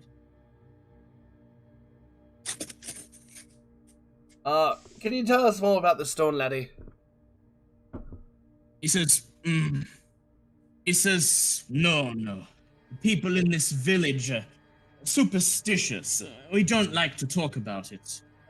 Best you just enjoy your drink. Why don't you want to talk about it? I don't think you should push him, Mr. Disno. I think tonight we should just drink and be merry. I raise my mug up, go, here's to health! And I raise my flagon, but my bullshit meat is going off the charts. Make another charm check, please. Me? Yes. Oh, man. That's extreme. That's a 3. He simply makes the sign of the cross again, and then he leans in and he says, okay, this stone at the top of the mountain, just outside of the village, we call it the Black Monolith. He says, there are stories that will chill your spine. He begins to tell you whispered tales of overly curious lower valley dwellers, and one in particular who scoffed at our tales of the stone and went up to see it on the night of the full moon. He makes the sign of the cross yet again. When he returned, he was incapable of intelligible speech, but he could only gibber and moan until the day he died. Did you manage to make out anything he was saying? Any just words or anything? He says, well, it happened so long ago. He scrunches up his face as if he's thinking, and he says, yes, he kept talking about the people of the monolith. He then goes deathly silent. He refills your drinks and just watches, begging you to take another sip.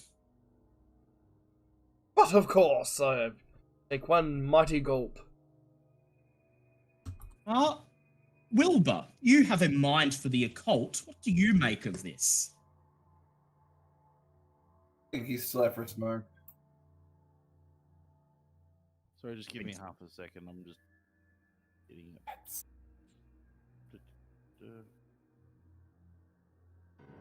So can you repeat last I was out? Yeah. So, what happened is Christopher asked the barkeeper about Justin Jeffries. The barkeeper said Justin Jeffries visited the village about 5 years ago, and shortly after visiting, he died because he stared too long at the stone. At this point, Christopher was able to coax out more information about the stone, and in hushed tones, the barkeeper told the three of you about the Black Monolith and how people from out of town sometimes scoff at the local superstitions and go to visit it. And one man in particular who went to visit it on the night of the full moon and came back delirious until he died. And his final words were just meaningless babble about the people of the monolith.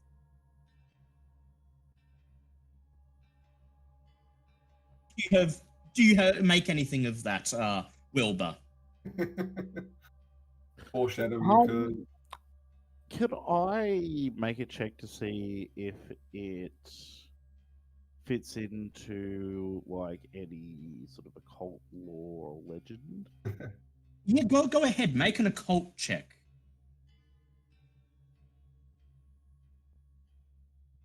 Sorry, I would. Yeah, second.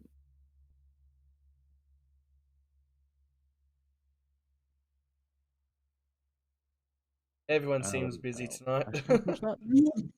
Would you like to push that? I would like to push that. Go ahead. That is a critical pass. Lovely, critical pass.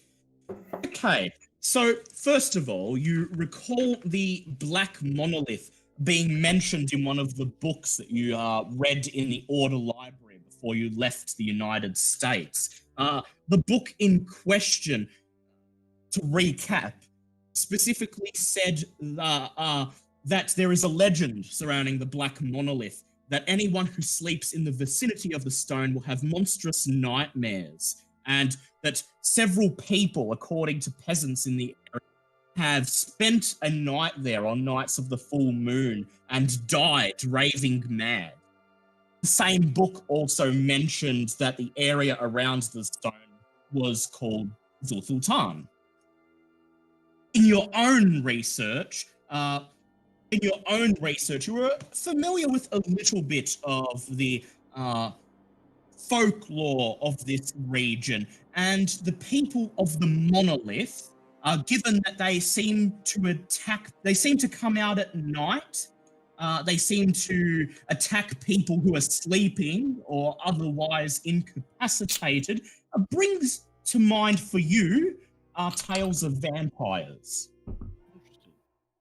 But the old European roots of them, rather. Yes. Well, actually, I don't think they've been glamorized yet. When was Dracula written? Yeah, no, Dracula's come out. Dracula came out in the 1890s. Maybe it hasn't been read in this particular village because it's a bit out of the way, but you've probably read it. Do you wish to inquire further? I share my musings with The barkeep just silently watches you drink, and as you talk about the black monolith in his presence, he continuously makes the sign of the cross with his right hand.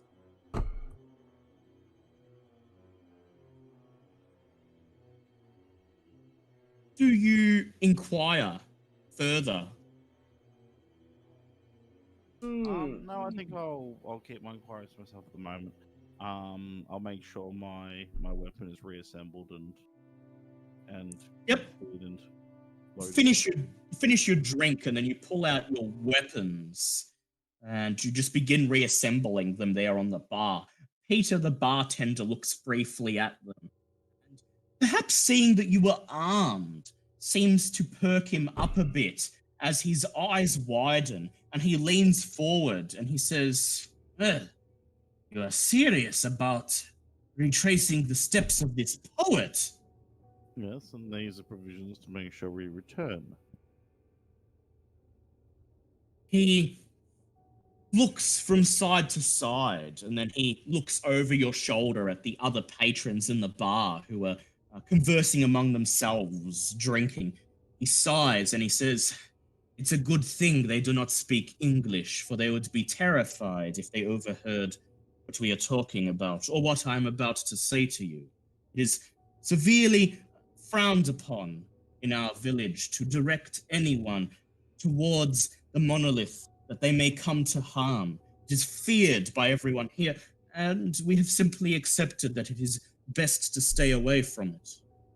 But he then points out of a window on the window beside the bar. He points over the cliff face outside, pointing at a large bluff behind it, where you can just make out a not very tall, but very thin, narrow kind of mountain peak. And he says, "There, beyond the face of that bluff, stands the cursed rock. Once, when this village was repopulated by our ancestors, their men tried to destroy it. They took hammers and tools, pickaxes, up onto the mountain, and they tried to destroy the monolith. But each man who laid hammer or maul upon the stone came to an evil end. So now folk shun it." He then sighs and he says, In fact, my nephew, Laszlo, he was very small at the time. He became lost in the woods and he slept near the stone. To this day, under the full moon, he is tormented by foul dreams and he wakes nights in a cold sweat. Having related these things, he folds his hands together and then he says, "It is not pleasant nor proper to discuss such things any further. Excuse me." And then he heads out from behind the counter and begins to check up on the other patrons, leaving you to finish your drinks.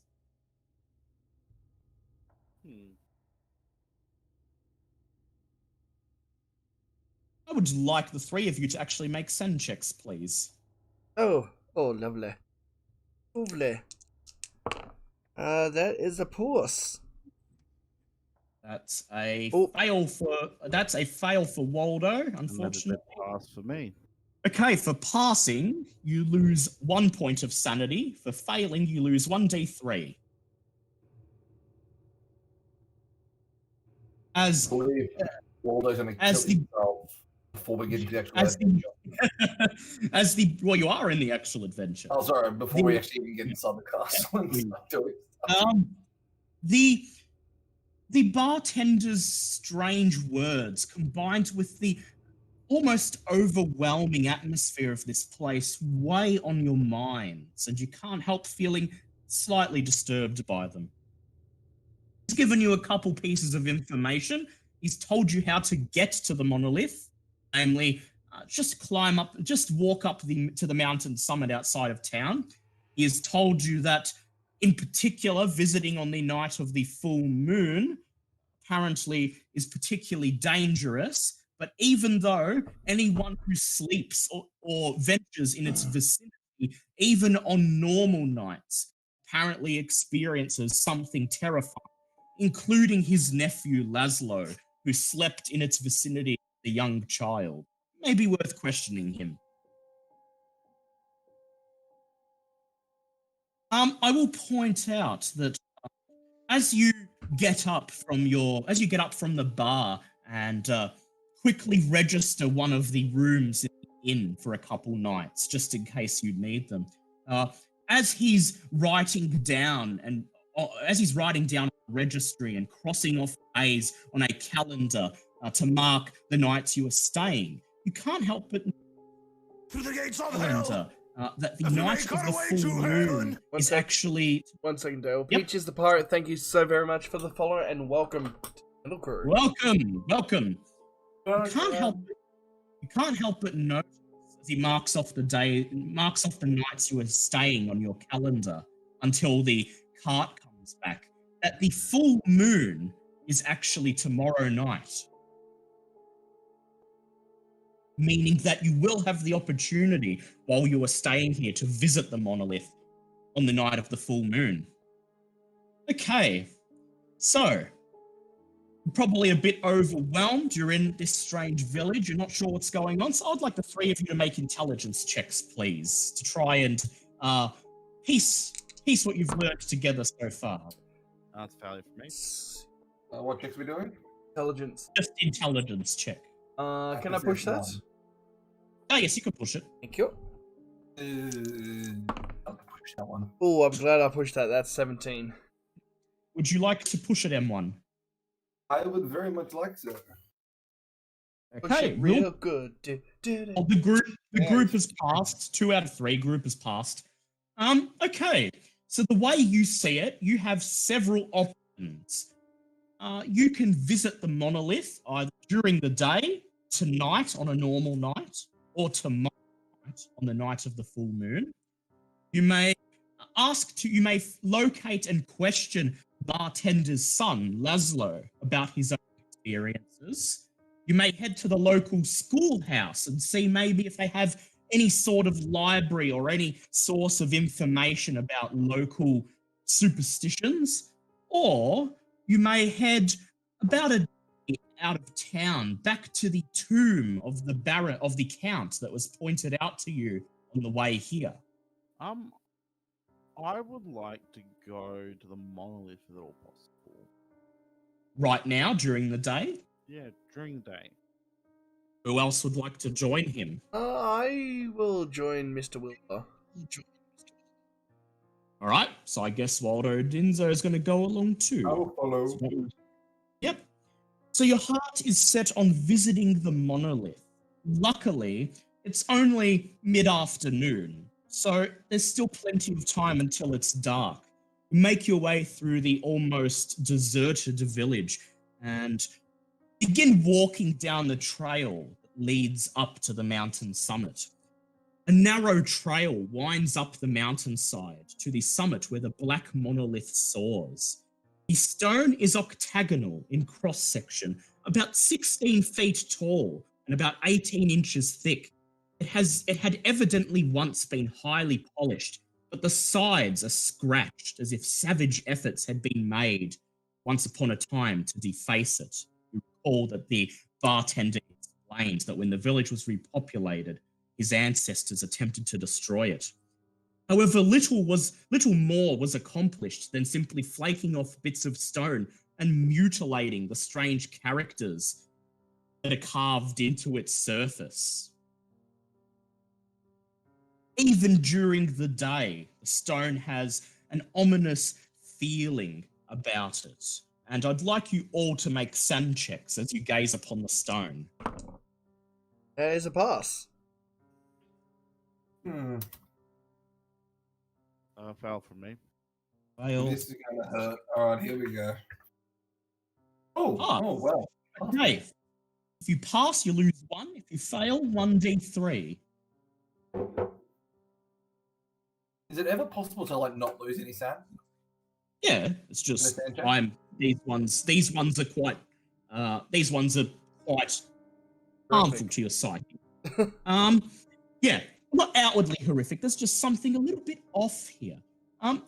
So there appears to be nothing much on the mountain summit other than the stone and a couple of nearby peaks and cliff faces that tower around you, sort of surrounding the summit as if it's been perfectly carved, a stone bowl out of a large chunk of earth.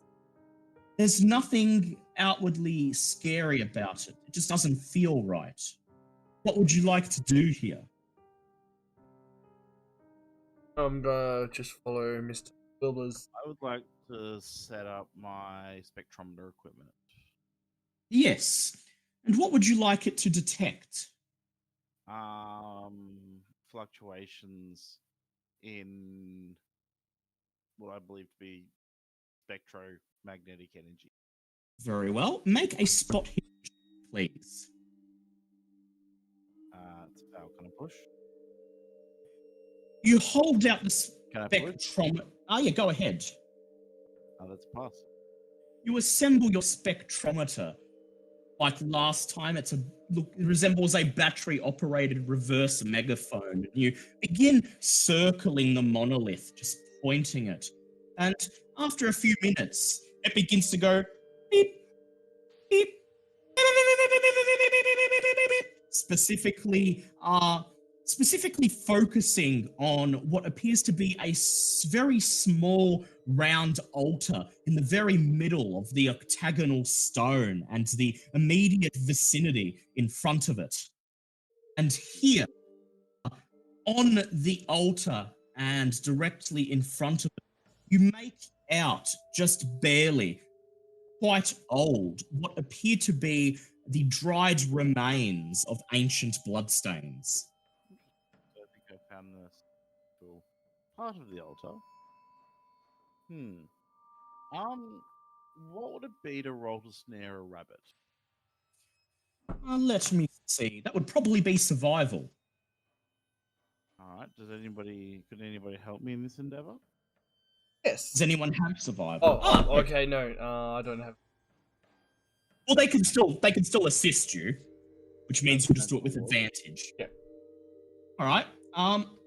Okay, so I will ask you either to make a survival check with advantage or make a hard intelligence check.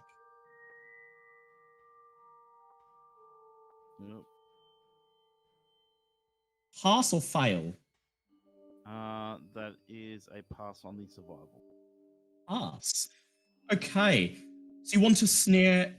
So you head a little bit down the trail and you begin to set up a trap about halfway down the mountain where there's a small copse of trees.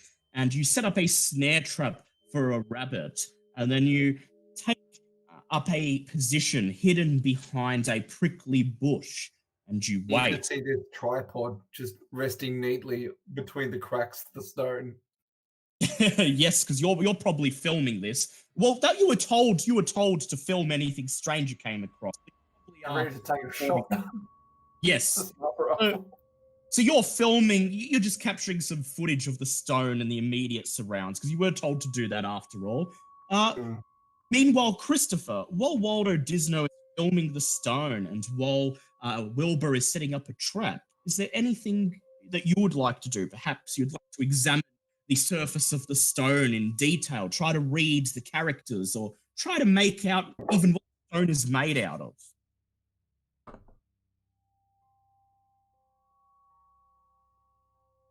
Christopher. Oh, sorry, I thought you were talking to Waldo. Sorry. No.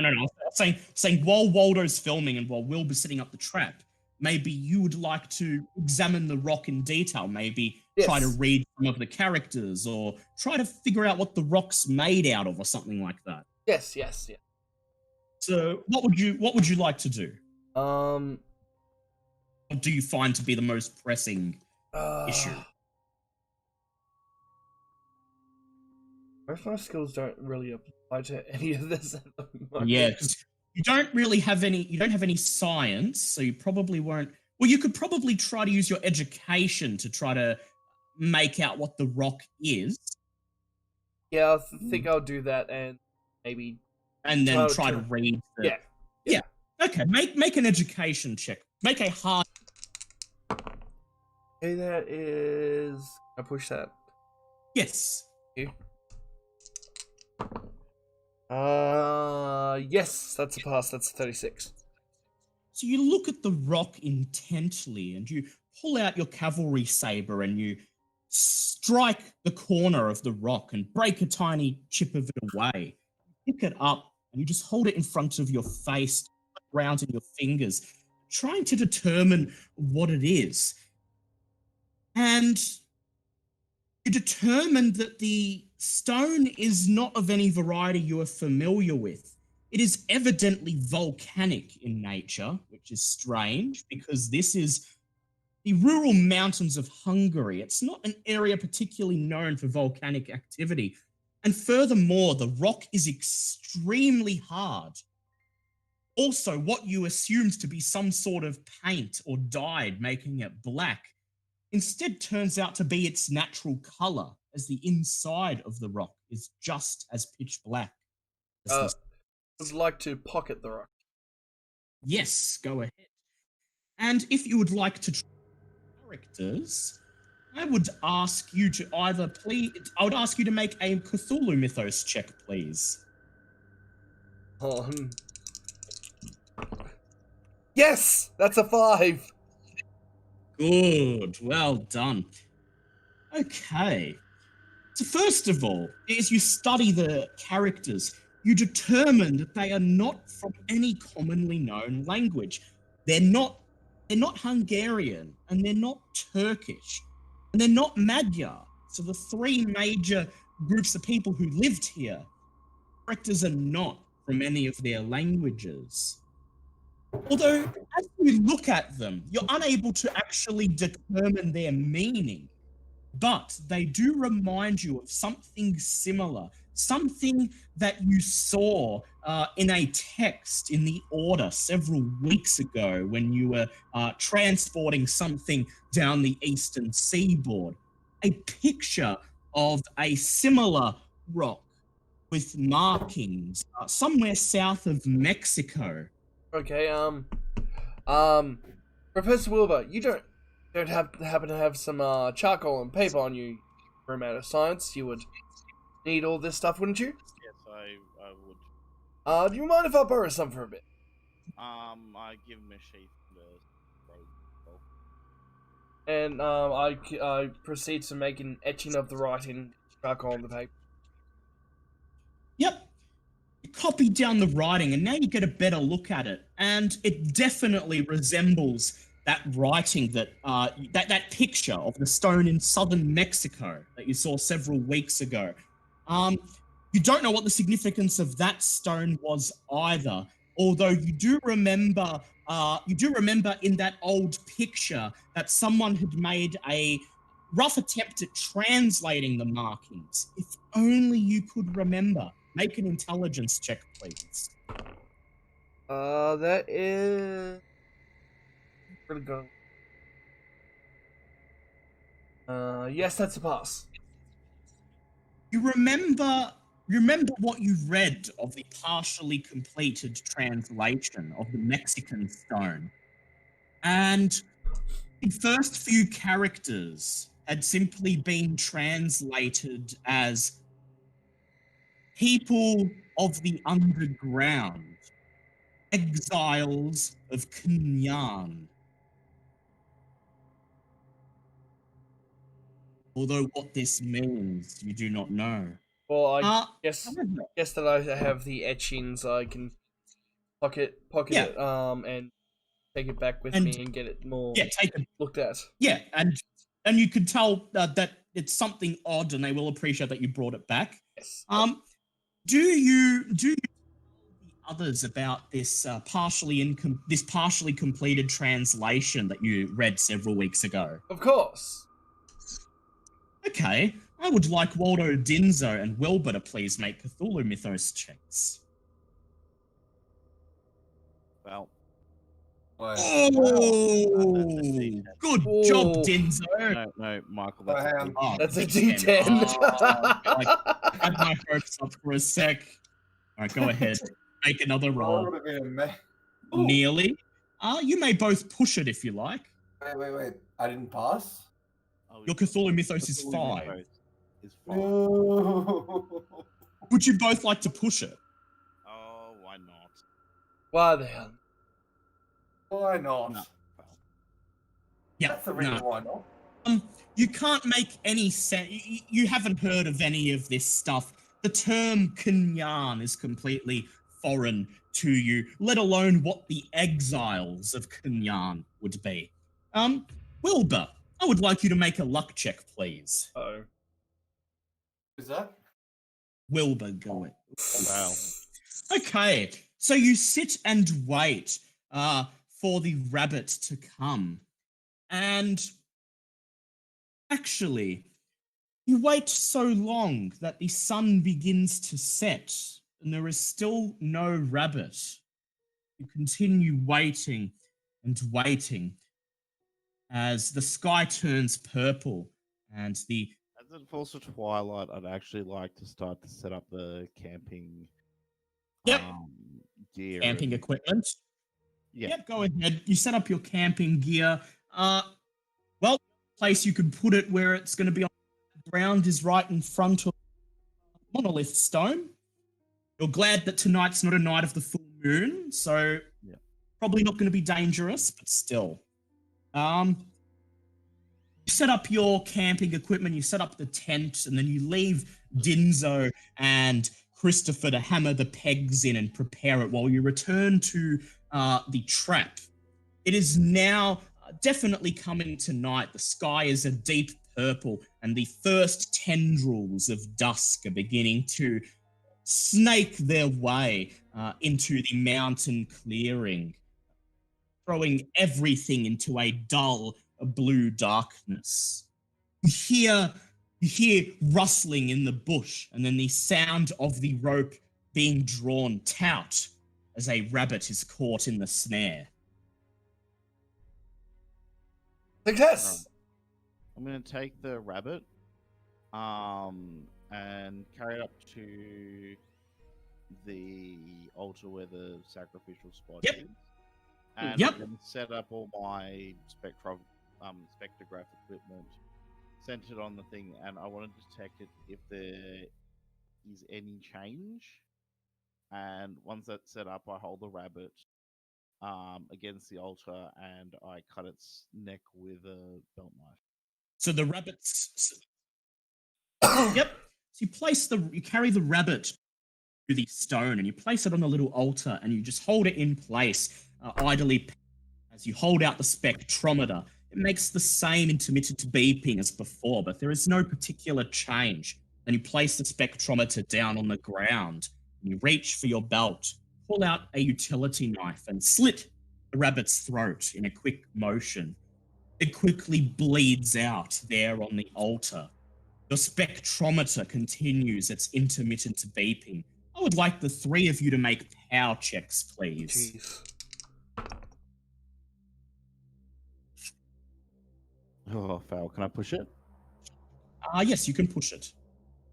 Damn Can it. I spend three? Can I spend 3 luck? Yes.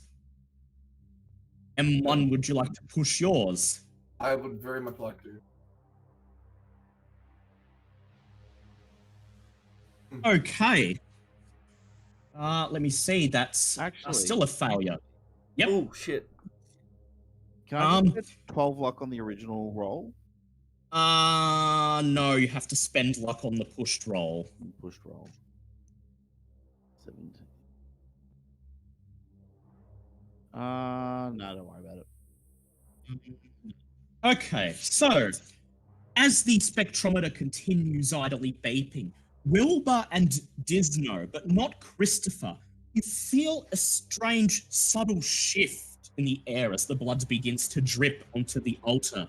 There is a sort of breathless intensity that suddenly, momentarily sets in.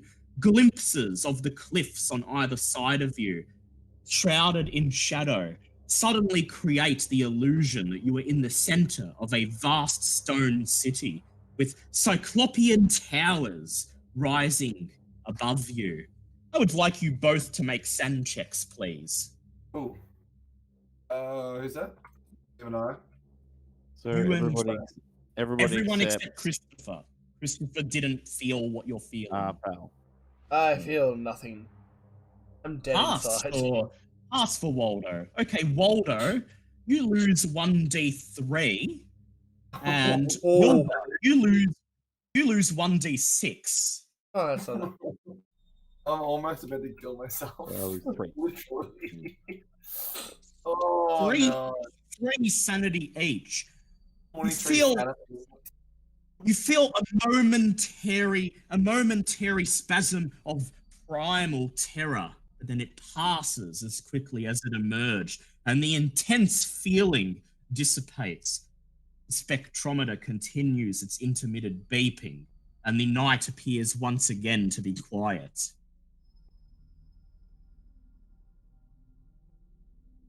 Alright.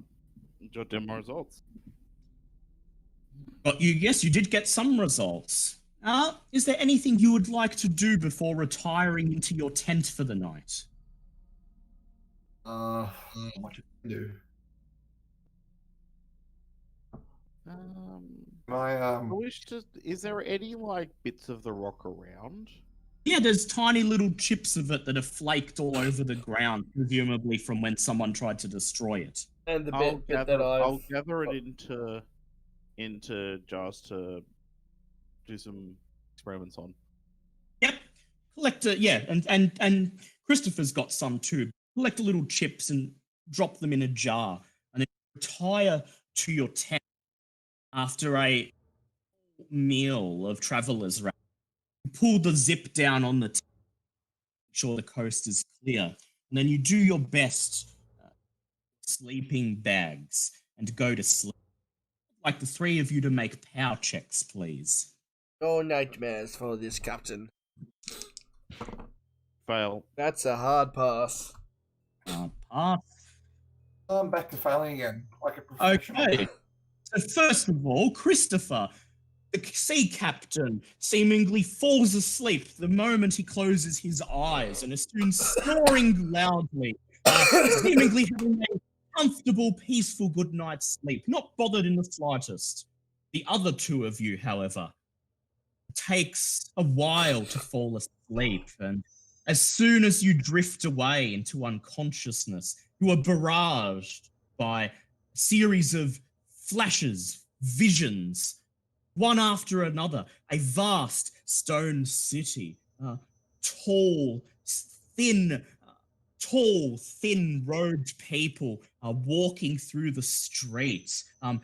Someone dressed up like a priest presiding in front of a great temple. And where there should be sky, there is simply a giant sheer surface of rock. You awaken early in the morning. You awaken early in the morning. Actually, no, we're still. You have one more vision before you awake. After seeing the vast stone city, the people milling in the streets, the priest presiding over some strange ritual, you see something more. A small group of people, a small group of the tall, thin people in chains, prostrate before the priest and another figure wearing some sort of crown. People in chains are being punished. Their punishment? Exile. You wake up, your eyes snap open. It is cold, almost deathly cold. And as you unzip the front of the tent, you find the sky dull and grey, and the air bitterly chilly as dewdrops glisten on the ground outside. I'd like you both to make sand checks, please. Here we go. And that's a fail. Yes. That's a fail. Pass. All right, push it. Okay, you can't push sand rolls. For passing, you lose 1 sand. For failing, you lose 1d3. You only lost 1 anyway, so it's the same as if you I'm used to it now. Yep. Christopher is already awake. He's sitting outside the tent, campfire going, and he's roasting up a preserved sausage on the end of a stick. And he's busy making a meal of it as the two of you emerge from the tent. Christopher, Disno, and Wilbur emerge from the tent, their hair bedraggled, their faces wrinkled and disturbed as if they've barely slept a wink all night. Morning, lads. Looks like you need a bit of a hair of the dog. Have some whiskey and some nice breakfast.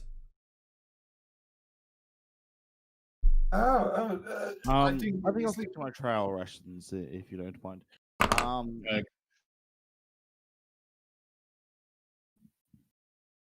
Yep. Disno, you sit down. You partake in the window. I'd like Disno to make a power check, please. Ooh, okay. Ready my stomach. That is a... That's a fail. Oh. Nothing happens. Nothing happens. I was just rolling to see if the whiskey calmed you down a little bit, but it's fine. Okay, so it is the morning. The morning is quiet, and even though the monolith is much less intimidating during the day, there's still a strange, ominous atmosphere hanging about the area. What would you like to do? Wait for openings? At the school and the church. Yep, there is. Okay, so tonight is the night of the full moon. There is the schoolhouse in the village. There may be some sort of library or something there.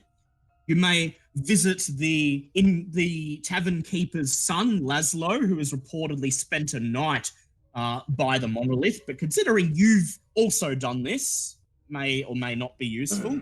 Or maybe you can visit the tomb of that count, because you can't help but feel that he is somehow caught up in this, given that he's inextricably wrapped with the strange history of this area. Strange things happen. Can I do the library then count? Yes. Because I want to do some research, because everyone thinks there's some sort of vampires, and check out the cross they're making it better. But there is. Do the other two of you agree? You're happy to return to town and I would ask like to about get to the school. schoolhouse? Yep. All right. Disno wants to go to the schoolhouse. What about you, Wilbur? I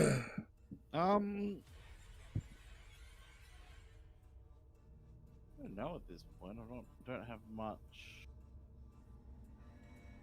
We perhaps want to go examine the place where this corpse supposedly lies. Ah, the visit the Count. Yes, the others are planning to do that after the schoolhouse. I'll go with them. Alright, so you're going to head to the schoolhouse first and No, just I'm going to tag the along. library. Oh, yeah, well, that's where you assume it's in the schoolhouse. You assume Oh, that there's okay. be a library. All good then. You're not sure, Okay. but you have the feeling. You make your way back down the winding road, down the mountain, back into the village. It's a new day. The village is just as deserted and quiet as it was the day before. Seemingly the same murder of crows waits in the tree, watching you once again cross the town square as you make your way to the schoolhouse. It is just after 10 a.m. by the time you arrive. School is already in session. You grab the big wooden doors in the front of the schoolhouse and open them. Once again, the creak echoes through the small village square. Step inside. I would like the three of you to make spot hidden checks, please. Oh, that's a 17, that is. Ours. No, that's foul for me. Fail. All right, Dinzo. Alright, here I go. I get my monocle on. And I 7. fail. Okay. You enter the schoolroom. You enter the schoolhouse and you look around. You're expecting to see some sort of reception or something, but the moment you enter, you're in this room with rows of roughly hewn desks where poor-looking village children briefly turn around to look at you before they turn away and go back to staring at the books on their desks. A teacher silently watches as he recites something out of a book that he's holding in his hand. The entire schoolhouse is just a big classroom, and the library you were expecting to find is not there, save for what Christopher seems to see. At the very back of the room, beside the chalkboard and next to the teacher's desk, a tiny, waist-high bookshelf containing just one row of leather-bound books. One of them in particular, with the word Zuthultan written on the spine. Yes, I would like to. Well, kindly. Well, oh no. Evidence. Yeah, you're gonna have to try to speak Hungarian. I know someone that does. Alright, Yes. Mr. Disno, if you could just communicate. If you could communicate to the teacher, I would like to have a look at that book about the. Examine the books. Yeah, examine the books. Yes. Alright. Alright, let me do my Hungarian. Right, make your Hungarian check. Would you like to? Nearly a pass. 14 off. Would you like to push? Yes, please. Ooh, Yeah. nice push. You Alright. wait for the teacher to finish reading whatever he's reading, and then you step forward and you just knock on the wall as if to get his attention. He looks up at you and just stares silently. You point at the camera tripod slung over your shoulder and you introduce yourself. Waldo Dinzo, documentary filmmaker and his entourage. You're here a short feature about local Hungarian myths, and you thought you'd do a brief section on the history of this village and Zuthultan. And as there's no library in town, you wanted to inquire as to whether he would allow you to peruse the school's books. Touching my beard, I turn to him and I say, "Hey, kedves, måste meg nekogam koniviedet. Which also means, hey cutie, show us your books. Make a charm check, please. Wait, is this a guy or a girl? It's a man. Oh, okay, well, hey cutie. That's fine. Oh, Oh wow. Excellent. he blushes. The schoolmaster blushes, and in Hungarian he says, "Well, it's nice to see outsiders take some interest in our humble little town, if perhaps for reasons that we would rather have forgotten, things that we would rather move past and consign to things that have already happened." He shrugs. He comes over and he holds out his hand. He says, "I'm the schoolmaster here, so much as I can be the schoolmaster. I'm the only one who works here." And he says, "I'm Istvan Zabo." Pleasure to You shake his hand. I am Waldo, and these are my compatriots, Wilbur and Christopher.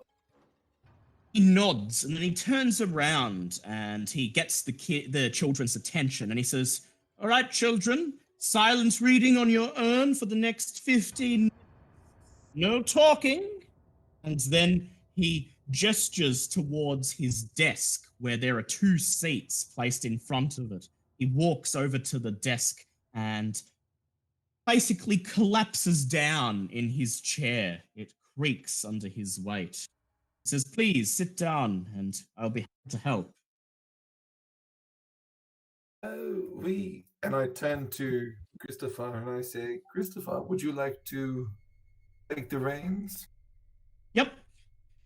So Disno and Wilbur, you sit down in the seats at the teacher's desk while Christopher walks past and begins to peruse the books in the shelf.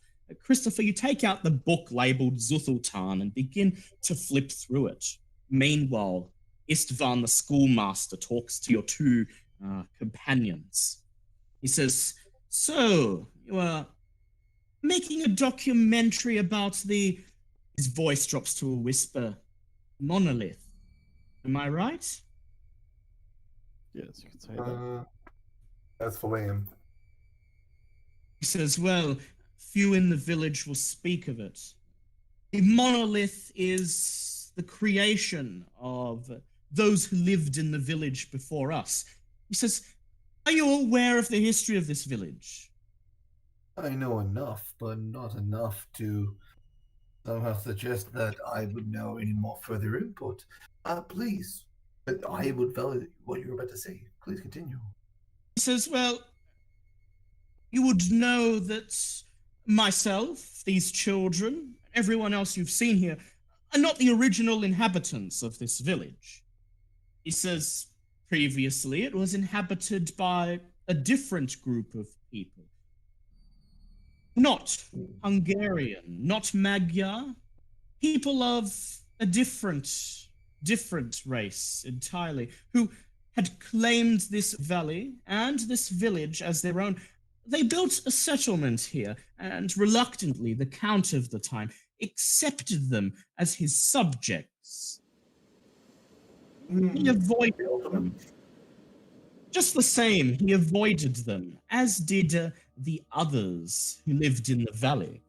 Says then, in the 1500s, the Turkish invaded, sweeping through the valley, pillaging all they could find. They defeated the Count in battle and razed this village to the ground, executing all of its original inhabitants.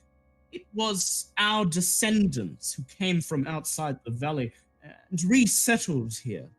We renamed the village. It was once called Zuthultan, you see.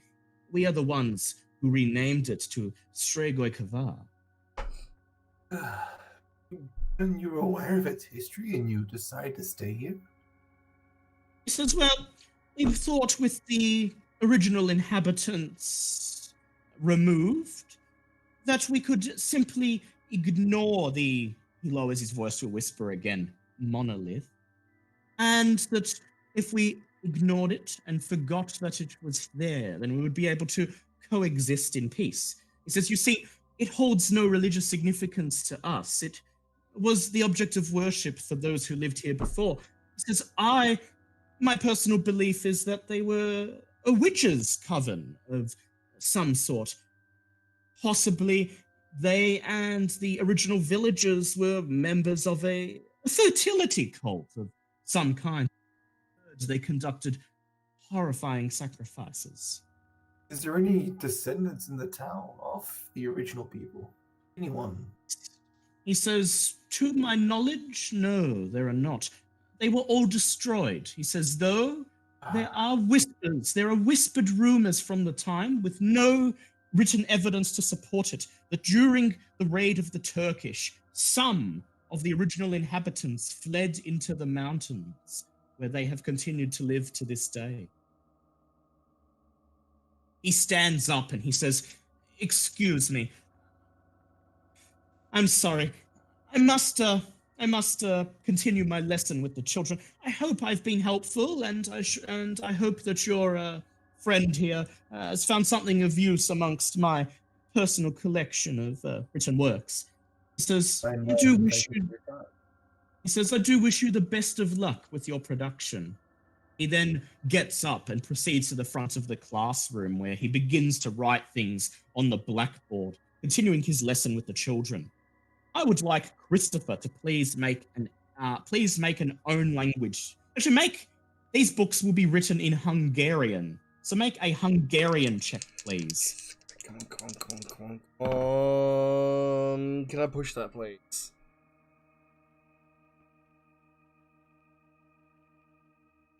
Yes, you can push it. Alright, thank you. You had to think about that, didn't you? Yes. No, I was about to cut off and say, no, that's a B. No, that's... Oh, I just passed the Waldo and going, Baby needs help. Yeah. So you were sitting there trying to comprehend it while they were doing their conversation, and they're too busy talking with the teacher to help you. With your very limited understanding of Hungary, you can only make out some of the details. So I would like you to please make a hard education check. Oh, yay. You will still gain only an incomplete understanding of the contents of the book. Incomplete, okay. But still, it's better than something. That is a pass! Okay, so you managed to glean 2 pieces of information from the book with your limited understanding of Hungarian. The first one is that the name Zusultan, the original name for the village, does not come from any language spoken historically in Hungary, and that linguists who have studied the name have actually made a connection between the name Zusultan and several Native American languages in Central and South America, including in South Mexico. The second piece of information is that the author of the book believes that the stone monolith was in fact not constructed by the original inhabitants, but that it was always here, or at least was here long before they even arrived, and that they simply chose to settle around it because of the strange influence that it exudes. Do you each, as you all leave the schoolhouse, do you share your respective findings with each other? I told him about the mountains. Yes, Christopher, you were told by Disno that the original inhabitants of the village were supposedly wiped out, but there are whispered rumors that some of them may have survived and fled to the mountains where they still live. Likewise, you pass on to Disno and Wilbur that the name Zusultan actually comes from a Native American tongue, and that the monolith may have existed long before this area was even populated. All right, so you wish to head to the Count's tomb now. We're drawing near the climax, aren't we? Yes, we are. We're near the climax. We're probably going to be done by midnight, if not a little bit longer. I did say it's a short one. Yeah, so I'm just like really stay awake. That's okay. We're nearly done. Okay. So you decide to head out of town towards the Count's tomb. The journey is, the tomb is quite a ways out of town. It's about 6 to 7 hours walk through the surrounding hills and mountain passes until you reach the moss-covered stone entrance that the driver pointed out to you when he was bringing you here. The place, like everywhere else in this region, exudes an ominous presence, and you can see nothing on the other side of the stone entryway other than inky blackness.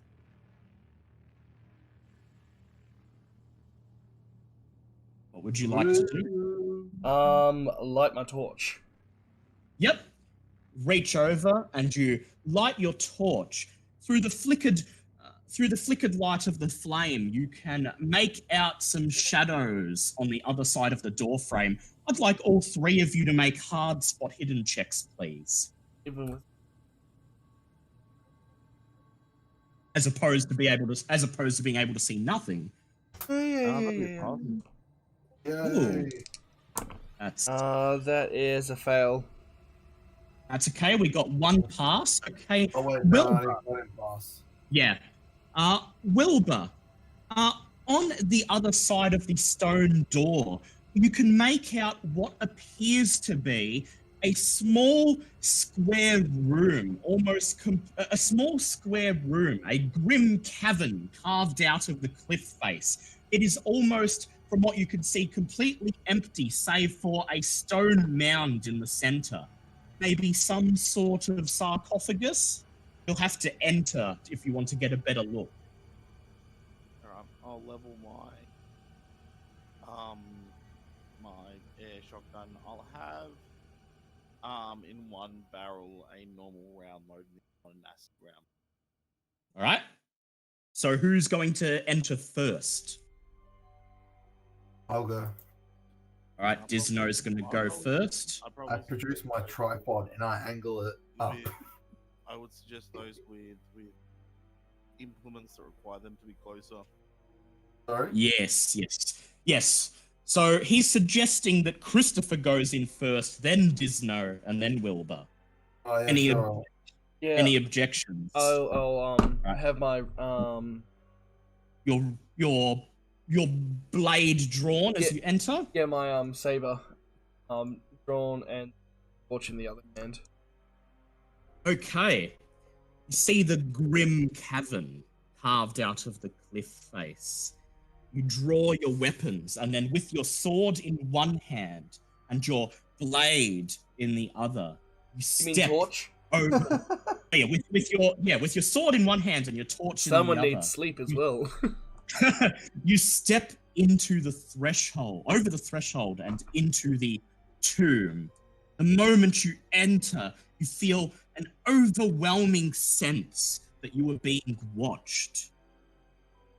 The other two join in behind you. Can Disno I and do Will. a listen? Yes. Make a listen check as you enter, please. Oh, that's a pass. That's a 13. You hear nothing as you enter, but I will allow you to make a normal spot hidden check now. Oh, fantastic. Can I push that, please? Yes. Oh, thank you. I have a quick question also. Yes. Is it sort of diagonally down, like say stairs down or something? Yeah, it does. Yes, it does go down on a deep decline. 3 flares, light it and throw it down. Throw it down? Yep. Okay. Well, yep. That'll help you soon. So as he looks around at the torchlight, you shake one of the green flares and roll it down the ramp into the tomb. And you're suddenly able, as now that you've entered, you can get a good look. The cavern is carved out of sheer rock. There's no decorations on the wall. It's just dirt and stone. The only thing of note is what appears to be a plain unmarked rectangular sarcophagus in the very center of the tomb, and on the left and right sides of the cavern, seated in roughly hewn stone chairs, two skeletons slumped over, each one holding a spear.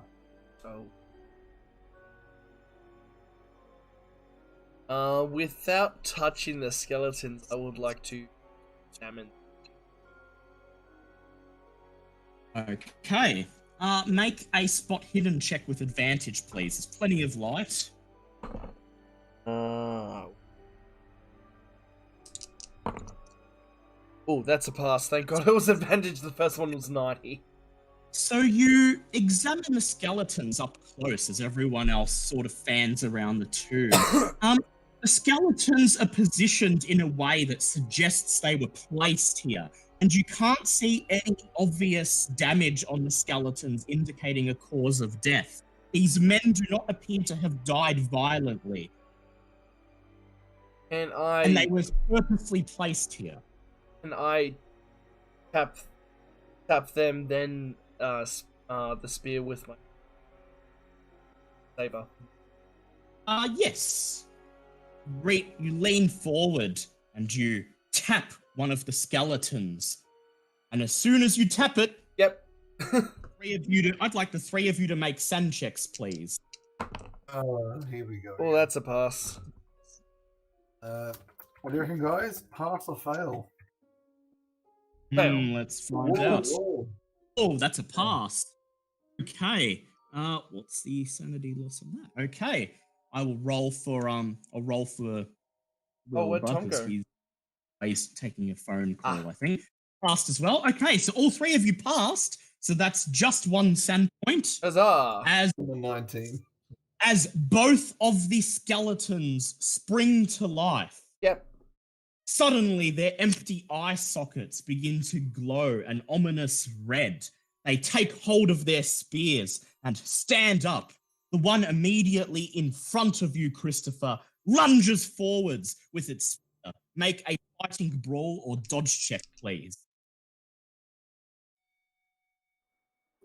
Hey, back guys, sorry about that. It's taking a call. Oh, that's Yeah. fine. Fine. Doing a You've fighting passed- brawl. Yep, you passed a sand check and lost one sand point. And that is a 24. That's a hard pass for my fighting brawl. All right, let me do one for the enemy. Ha! In your dick.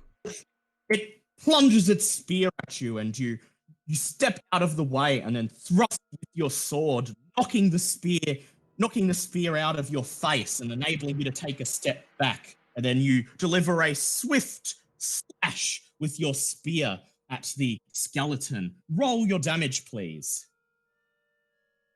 1d8 plus your damage bonus.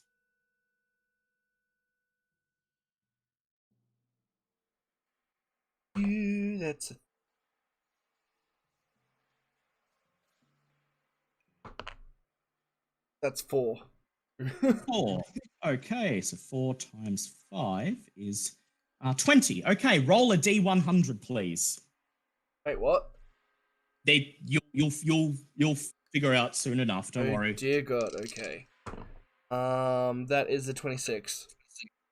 Okay, that's a 26.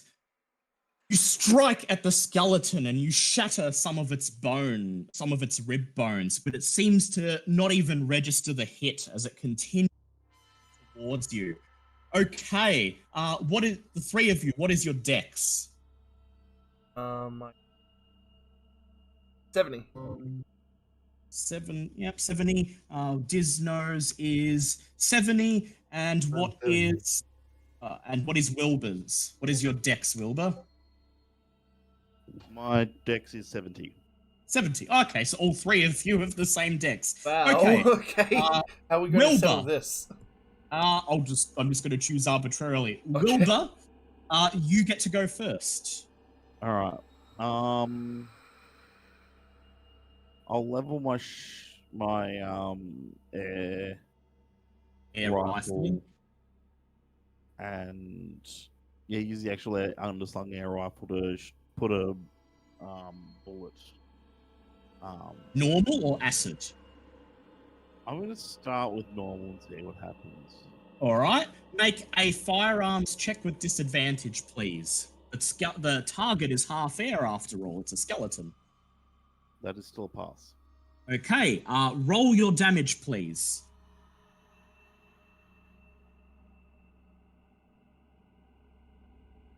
Yep.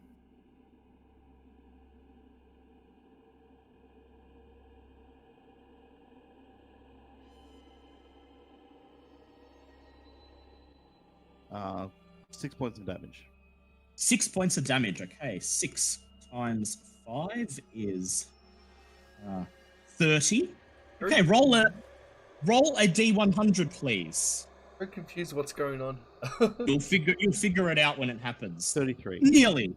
You fire your gun, bang, and you blow off. You reduce parts of the skeleton to shards of bone, but it continues walking towards you, holding its spear as if nothing happened. Disno, your turn. All right. Now I have got a gun attachment on my tripod. Yes, you do. Tripod, you. roll out. All right, you may make a firearms pistol check at disadvantage. Thanking you as I cock the gun ready to fire. Taking him in. Oh, damn! Bang! Good hit. Okay, roll the damage. That's going to be for this weapon, the Lee Enfield, 2d6 plus 4 damage. And then it gets doubled. So I'll double that when you roll it. 2d6 plus 4. Ooh, 15. Double that is 30. Wow. And 30 times 5 is 150. Go ahead and roll a d100, please. What's the D100 for? You don't know You'll yet. find out. 51, and it is under 150. So you take aim, holding the leg of your tripod, and then pulling the little mechanism, pulling the little string hook mechanism that Wilbur made to pull the trigger. Bang! The shot hits the skeleton, blasting away its legs. It falls forwards, and its skull shatters to bits as it hits the ground. It no longer moves. I see. Okay. Christopher, you are up. There is one more skeleton. Yeah, I'll attack it with my saber. Yep, all right. Make a fighting brawl check. Ooh. That is a hard pass.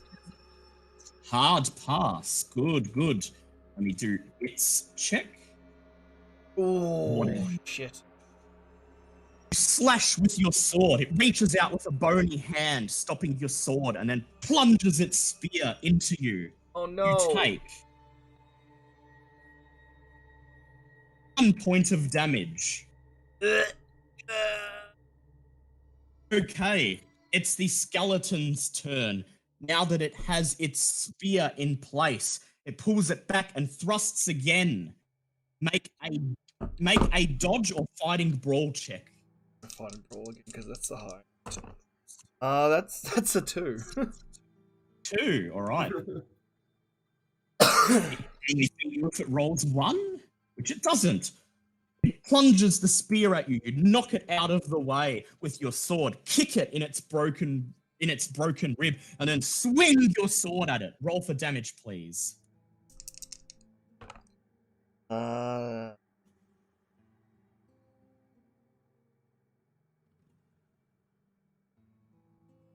Just. Yep, that's 8. That's 8. Okay, 8 times 5 is 40. Roll a d100, please. Oh, yep, sorry. That is a 70.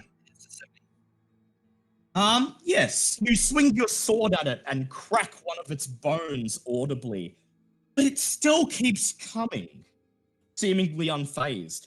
Wilbur, you are up. All right, I'll take another shot with the air rifle, just normal. Yep, make a firearms check with disadvantage, please. Not fail. Bang! Do You you want me to fire. see if it's any worse than that? No, it's Any worse. Bang! You fire, but you miss as the skeleton begins tiny room. Dinzo, your turn. Okay. I will take aim with my tripod again. Setting up for the killing blow. Make a firearms check with disadvantage, please. 29. Roll it again. Roll it again. Disadvantage. Oh. Raise your tripod. Bang! And it's wildly off. The skeleton lunges at you, plunging its spear forward. Make a dodge check, Waldo Dinzo. Oh, can I use the knife attachment in anticipation? Yes, you can. That would be a fighting brawl check, but I think you have a better chance of dodging. Either way, you got 8. Right. So I think you did well. Let me see. Can I do that in not anticipation, but in retaliation? With advantage? Okay. It plunges its spear at you, and you knock it out of the way with your tripod. And then you, wielding your tripod like a club, you swing back at it, and you hit. Roll your damage, 1d6. Oh, damn. Oh my goodness, this is hilarious. I just turn it around so the next leg is like a revolving. It's a revolving weapon. 6. Okay. 6 times 5 is 30. Roll a d100. 70. You managed to smash off one of its arms, but it still keeps coming. Christopher, your turn. So I'm just gonna take a wild guess because it's using a spear. It would attack with disadvantage. Yes. Okay. Never mind. Yeah, sorry. Yeah, I'll just attack you again with my saber. Go ahead. Make your fighting brawl check. That is. Oh, that's just a pass. Just a pass. All right, it's just gonna roll. barely. Gonna roll with disadvantage. And as you swing with your sword, it plunges its spear ahead, striking you in the arm before you have a chance to hit it. You take 2 points of damage. Okay. Wilbur, your turn. All right, I'll open fire again. All right, go ahead. Firearms check with disadvantage. All right, that's a hit. All right, roll your damage.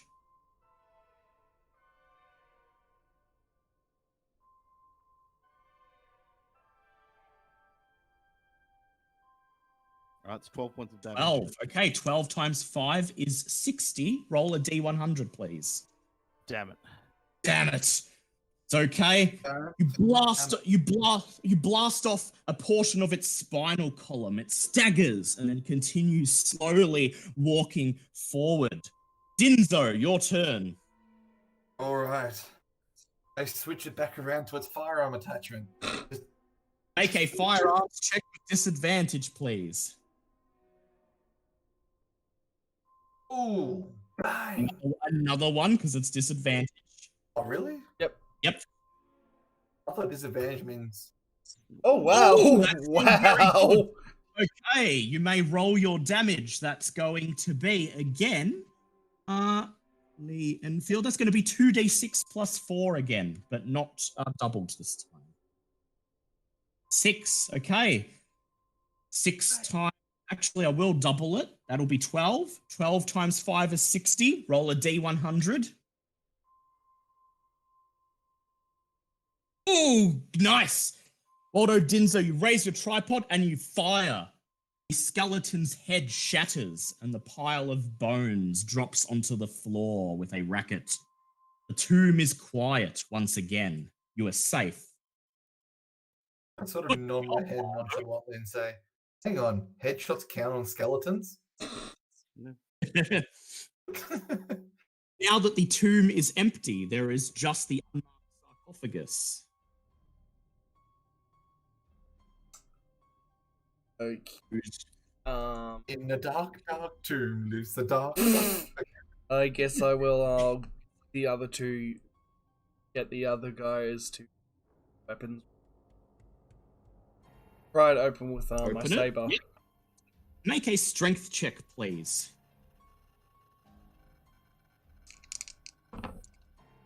That is crap. I can't remember. Is the 6 the one with the line on the top or the bottom? Bottom. All right, so that's a 6. Yep. All right, you wedge in your rapier, and with a grunt, you force the stone sarcophagus open. Inside of the sarcophagus is empty. This would make sense.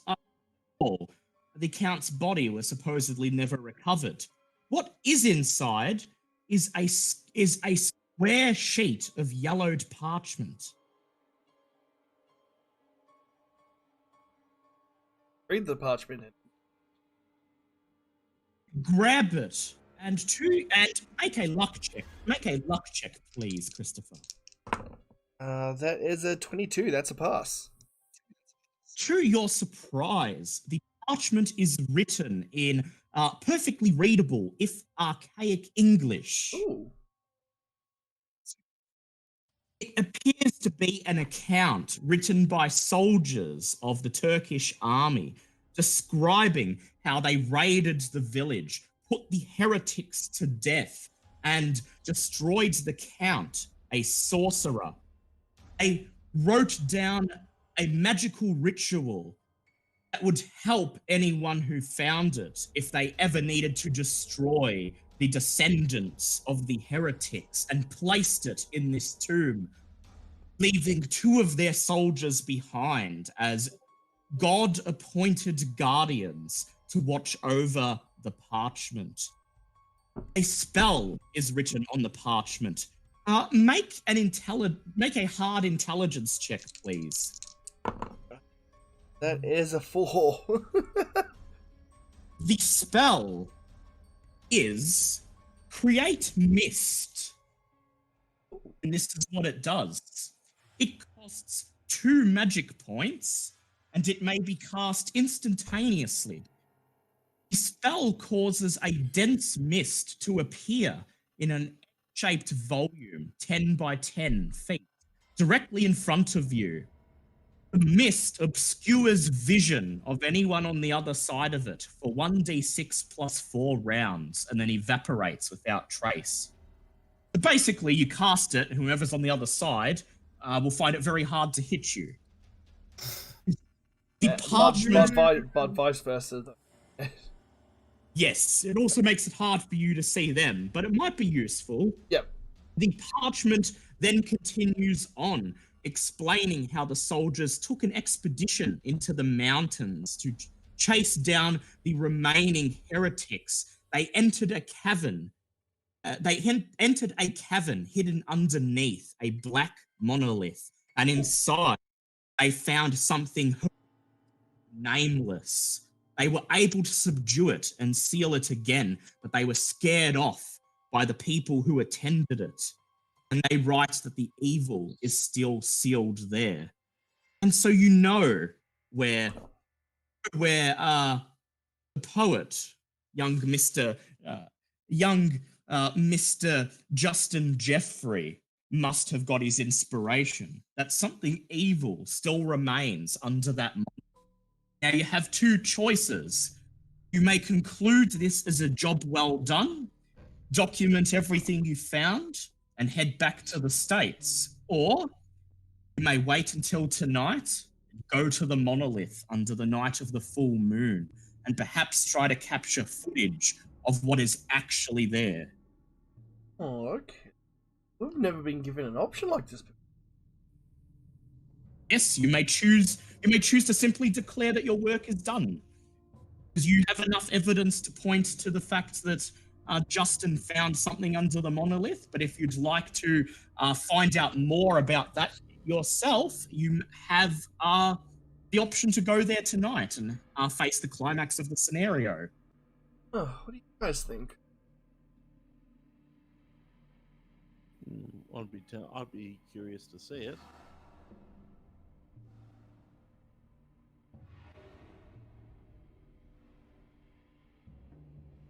To capture footage of whatever the true horror under the monolith is. Yeah, I'd be interested to see it. All right. Well, Let's two go. outvotes. Yep, 2 out of 3 votes. All right. So you pack up your stuff. You take the piece of parchment with you so you can return it to the order. And you make your way back to the village. You stop by the tavern for a quick drink.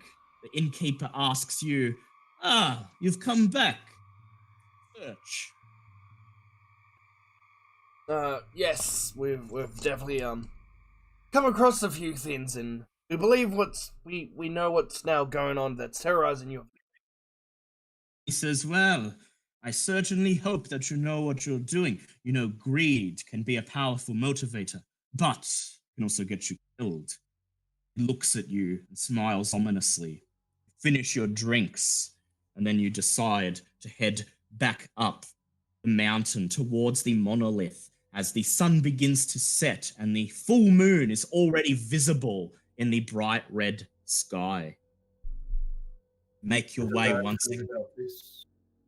You make your way once again up the winding trail, going up the side of the mountain.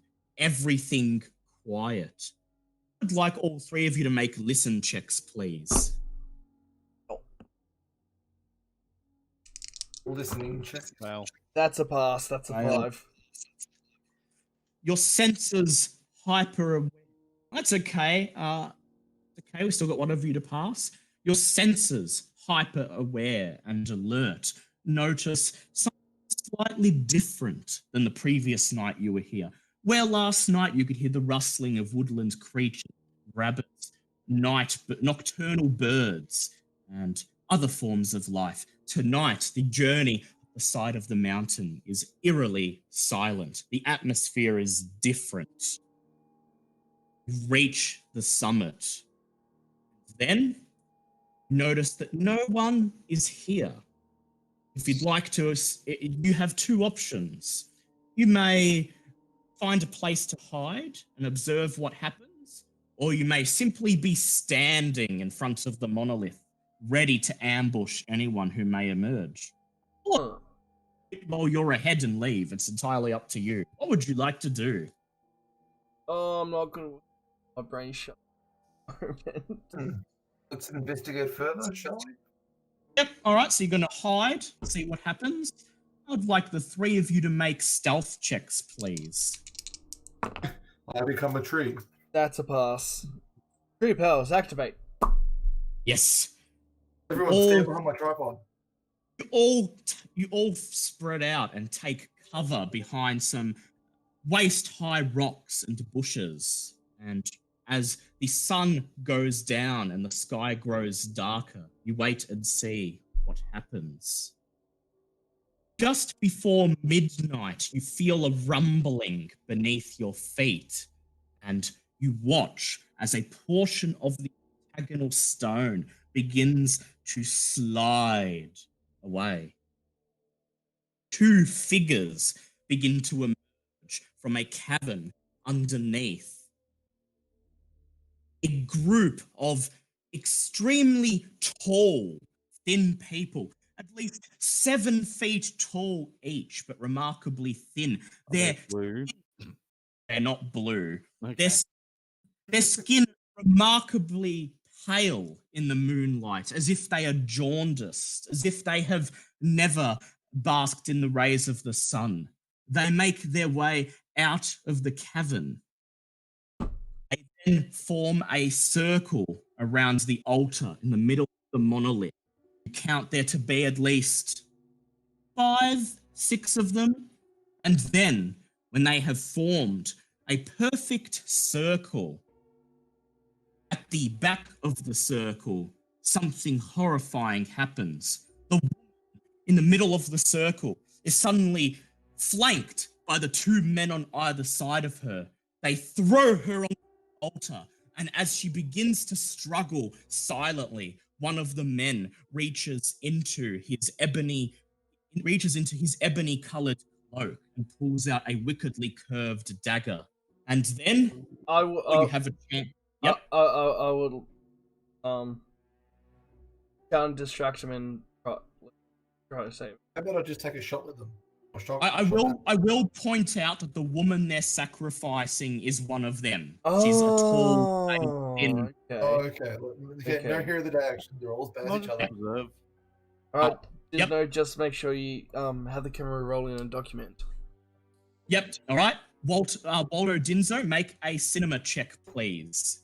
Actually, a hard one. Just remember, like, if I'm doing this, I can't get my gun ready. Yep. It's okay. So try to get 35 under as you roll. Oh, no. That's enough. You set up your camera and you peek out from behind the rock you're hiding. That rock that obscures you, and try to capture these goings on. A woman silently struggles as two of the tall figures hold her down, and then the one holding the wickedly curved black dagger silently steps forward. He barely looks at her and then lazily, with one hand, brings it down, stabbing it into her chest. She struggles feebly and then ceases to move as her blood begins to drip on the altar. Then the figures begin circling the altar. They begin singing a chant, a strange chant in deep, booming voices that chill you, in a language that you have never heard. Suddenly, the chanting stops. There is a flash of light that emanates from the monolith, and the dead woman disappears, replaced with the spectre of a huge green toad-like creature that squats upon the top of the monolith and dominates the followers below. Do you look away? Yep. I'd like... Yep, no. you're just going to look. All right? Everyone who's choosing to look away, make a power check, please. Power check. Well, I'm already looking through the camera, so there's really no point in me doing it. Well, you can still close your eyes. You can still close your eyes and just let it film if you want to. That's a Yeah. pass. Yep. So, Waldo Dinzo, are you closing your eyes, or are you just going to continue watching Let's through? try. Let's try. I- Oh, it's a Huh. pass. Okay, so you feel an instinctual terror and you close your eyes, knowing that you're looking at something you shouldn't be able to see. Wilbur, make a sand check, please. Of course. In for a penny, in for a pound. That'll pass. Pass. As you gaze upon the form of Sathogua, lose 1d20 sand. Yeah. Oop. Knew it was gonna be one of those.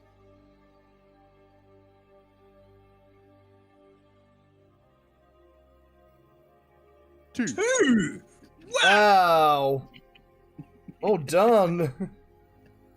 The creature does not look in your direction. In fact, you can tell that although it can sense that you are there, it considers you not even worthy of its time or energy. It simply confers with its followers, and then in another flash hold of- on a sec. We're getting raided. Oh, is it Tales of No, Ash again? we're getting raided on YouTube. Straw Hat Raid. Welcome, Ooh. Raiders. Hello. Welcome, Wow. Raiders. You're tuning in just for the final fight. We've got a lot. We've got Kea, Symbiotic Troll, Silent Fane, Trebs, Lexington Prime, Woofles, Naruto Shadow 668, and Straw Hat Summy. Thank you so much for the raid. Welcome to the climax of this episode of Call of Cthulhu. Let's get back to it. Through the gates of Okay. hell, as we make our way The to heaven. toad-like creature squats on top of the altar. It turns and faces each of the tall, skinny figures in turn and confers with them, its voice low, rumbling like the sound of shaking rock. It speaks in a primal language that, although you cannot understand it, stirs your soul deeply. I would now like the three of you to make sand checks. Oh, Don't Jesus. worry, these aren't as bad Oh, for these here we aren't go. as bad as the one for Alright, that is a pass. That's a pass. That's a that's not a D100 M1. You got to go again. That's a That's a fail. That's a fail from Waldo Dinzo, and no, I haven't told you how much you're going to lose yet, so you have to wait. And Wilbur, make a sand check as well, please. As the guttural, primal voice of Sophogua stirs your soul. Pass. Okay, for passing, you lose 1d3. For failing, you lose 1d6 san. Okay. Oh, Yep. 1d3. How much Sam are you? 1d6, please. 2, not bad. This is One. lost to look at the Bad. damn thing in the face. Yes. And how much did Christopher lose? 1. Actually, sorry, not 1, 2. 1, 2, yes. You listen to the voice. Cannot understand it, but you know it speaks of things that would break your mind if you could. This continues for what seems like an eternity, although in reality it is only a few minutes. Then there is a flash of light, and the spectre of Sophogua is gone. 5 remaining figures stand silently in front of the altar for a moment. Then they begin to proceed back down into the cavern from whence they came. But suddenly, before they begin to descend, they stop, as if they've heard a noise that you cannot hear. And as one, they begin to move their heads slowly from left to right, as if looking around. And suddenly, the 3 of you feel something in your heads. Fingers crawling inside your skull, as if trying to touch your minds. Hard power checks for all 3 of you, Jesus. please. Oh, that's. Oh, wait. Ooh, and that's a Yes, pass. that is a pass. That is 30 on the dot. Ooh, all 3 of you passed. The fingers scrabble inside of your mind, as if trying to find something, and then suddenly they retract, pulling themselves away, as if they were unable to find what they are looking for. The figures take one last look around the empty summit, and then descend down into the earth. Feel rumbling below your feet, and then you see, you watch as the stone lid begins to move back into place, sealing off the entrance and clicking back into the monolith. But before this happens, before they all do that, they will descend, and once they're gone and won't be back until the next full moon. Would you like to try and stop them before they head back down? Nope. Yep. Nope. Nope. Nope. Just let them go. Taking the Yep. Attenborough approach here. No. They descend down into the earth. Black slate rumbles and moves back into place. And then there is a loud click as the door is sealed. And then once again, the monolith is quiet. Terrible activity has stopped, and the air returns to normal. Feeling of intensity goes away, and even though this place still has an air of foreboding, an air of lurking dread and terror, the air, you feel that you are safe. That is the end of the scenario. And we all lived. Woo! Oh, good. Thank you. There were several chances for them to realize you were there and attack you, and you got through that. Yeah. So here comes the. I was Thank God I picked up that spell because I was just going to go missed. Everyone, leg it. Yeah, run off. That's what it's there for. It's for if they spotted you so that you could mist and then get away before they got a chance to get you. And here comes the outro. Oh, and we've got people on YouTube saying they love your storytelling. Thank you very much. That is very good storytelling. Thank you.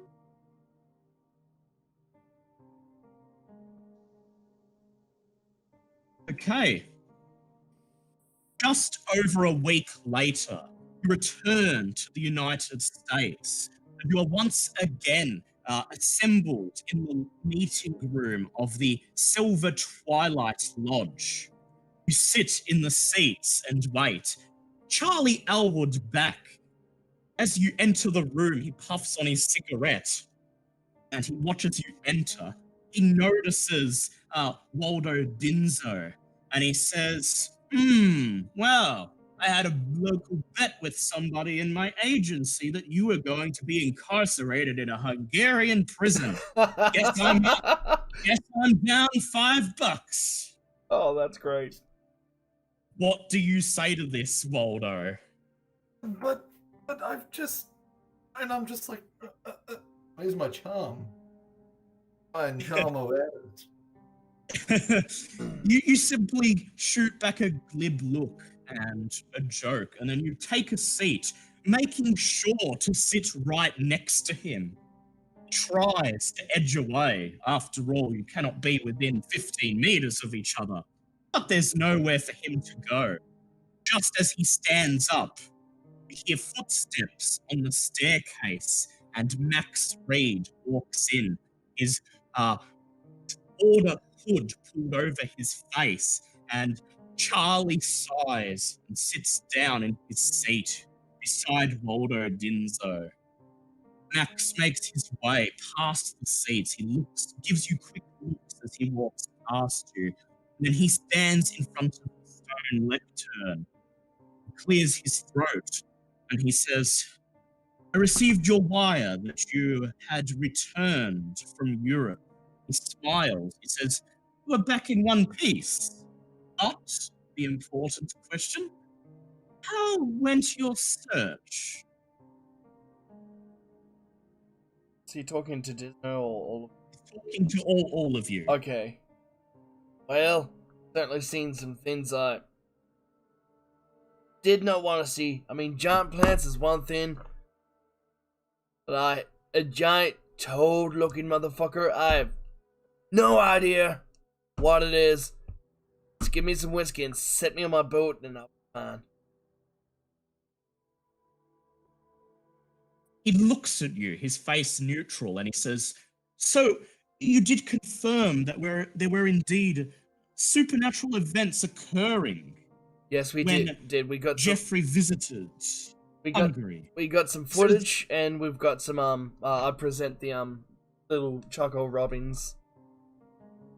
He takes the charcoal rubbings and the yellowed sheet of parchment, and then Waldo Dinzo removes a reel of film from his camera, walks up and places it on the lectern next to the pieces of paper.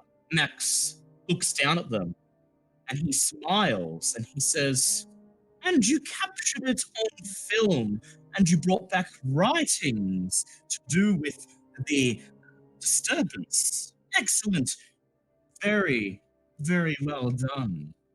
He says, I don't suppose you managed to end whatever phenomena was occurring there. I was not gonna touch whatever that was. There was some weird things there that night, and they're all got in our brain somehow. But for some reason, they just let go and they just went back down underground. So they're still there, but yeah, can't do anything about it. He says, and so you've learned a valuable lesson. A lesson that the majority of humanity will never comprehend. That sometimes there are things that man is not meant to know. But there are things that should not be meddled in. And that sometimes it is best that these things are left alone. Do either Disno or Wilbur have anything to say? No, No, I nod. just keep my thoughts to myself at the moment. He waits for a moment, taking in the silence, and then he clears his throat, and he says, Sorry. well, actually, yep, go ahead, Wilbur. I will mention that I gazed directly upon the being in the images. He looks at you, and his eyes narrow, and he says, this it is true. You gazed into the face of, what was it you said? What primal name stirred in your mind? Sathogua. So he strokes his chin as if hit with a realization, and he says, very interesting. And you are still of sound mind. Your mind did not break in two upon witnessing for yourself such a thing not of this world. Do you confirm that you are in sound mind? Yep.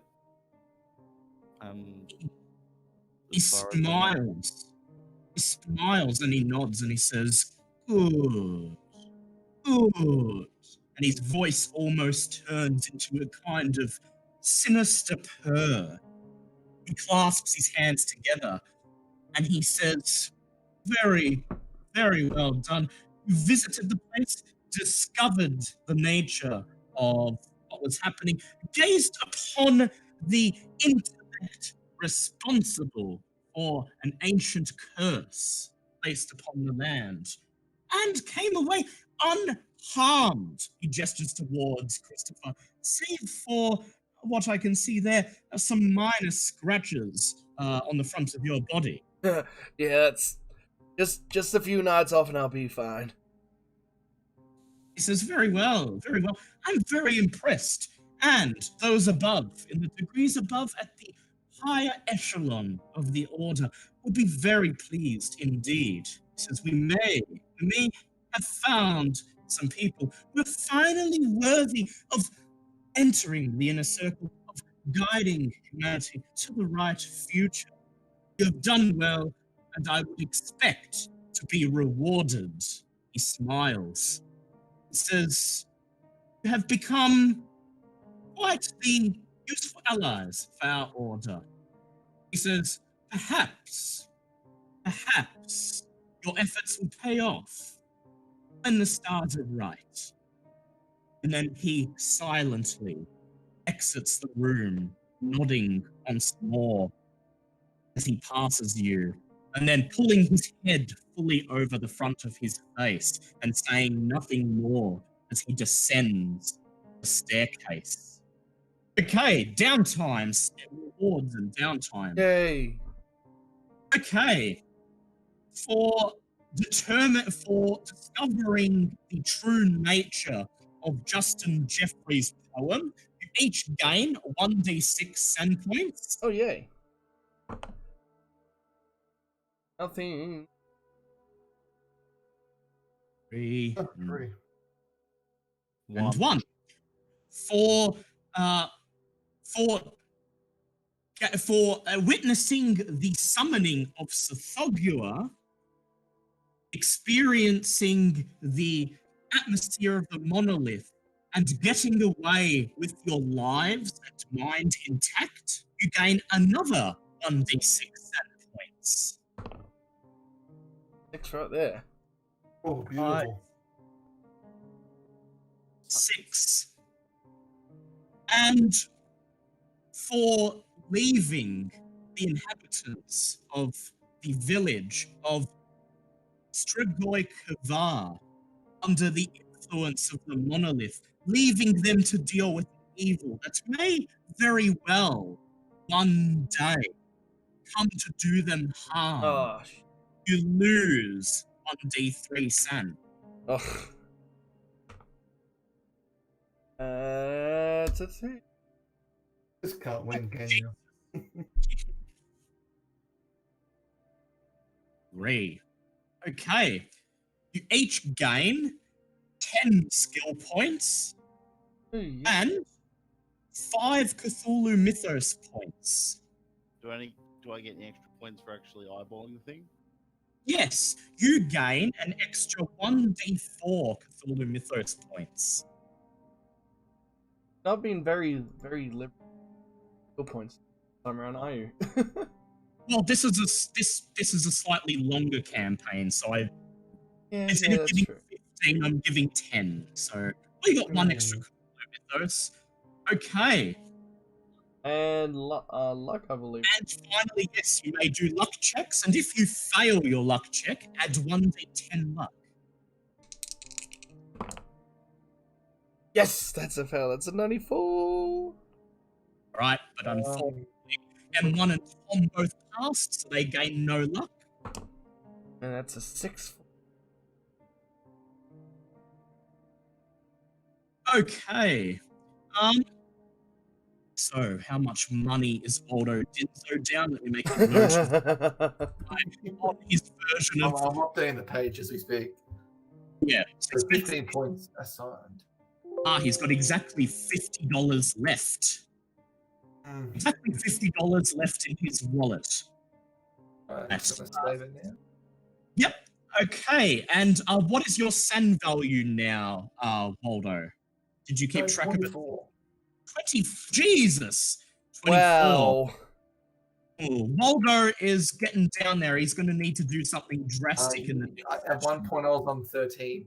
Well, not 13. I was on 17. Wow. That's why I said I'm probably not going to survive this sheer insanity. We will see. He might be Waldo Dinzo might be our first zero SAN. We shall see. We shall see. Oh my god! Okay, Liam, that's going to be a new quest point for next week. We're going to try and kill Waldo Disno. Death by insanity. Death by insanity. Will Waldo die?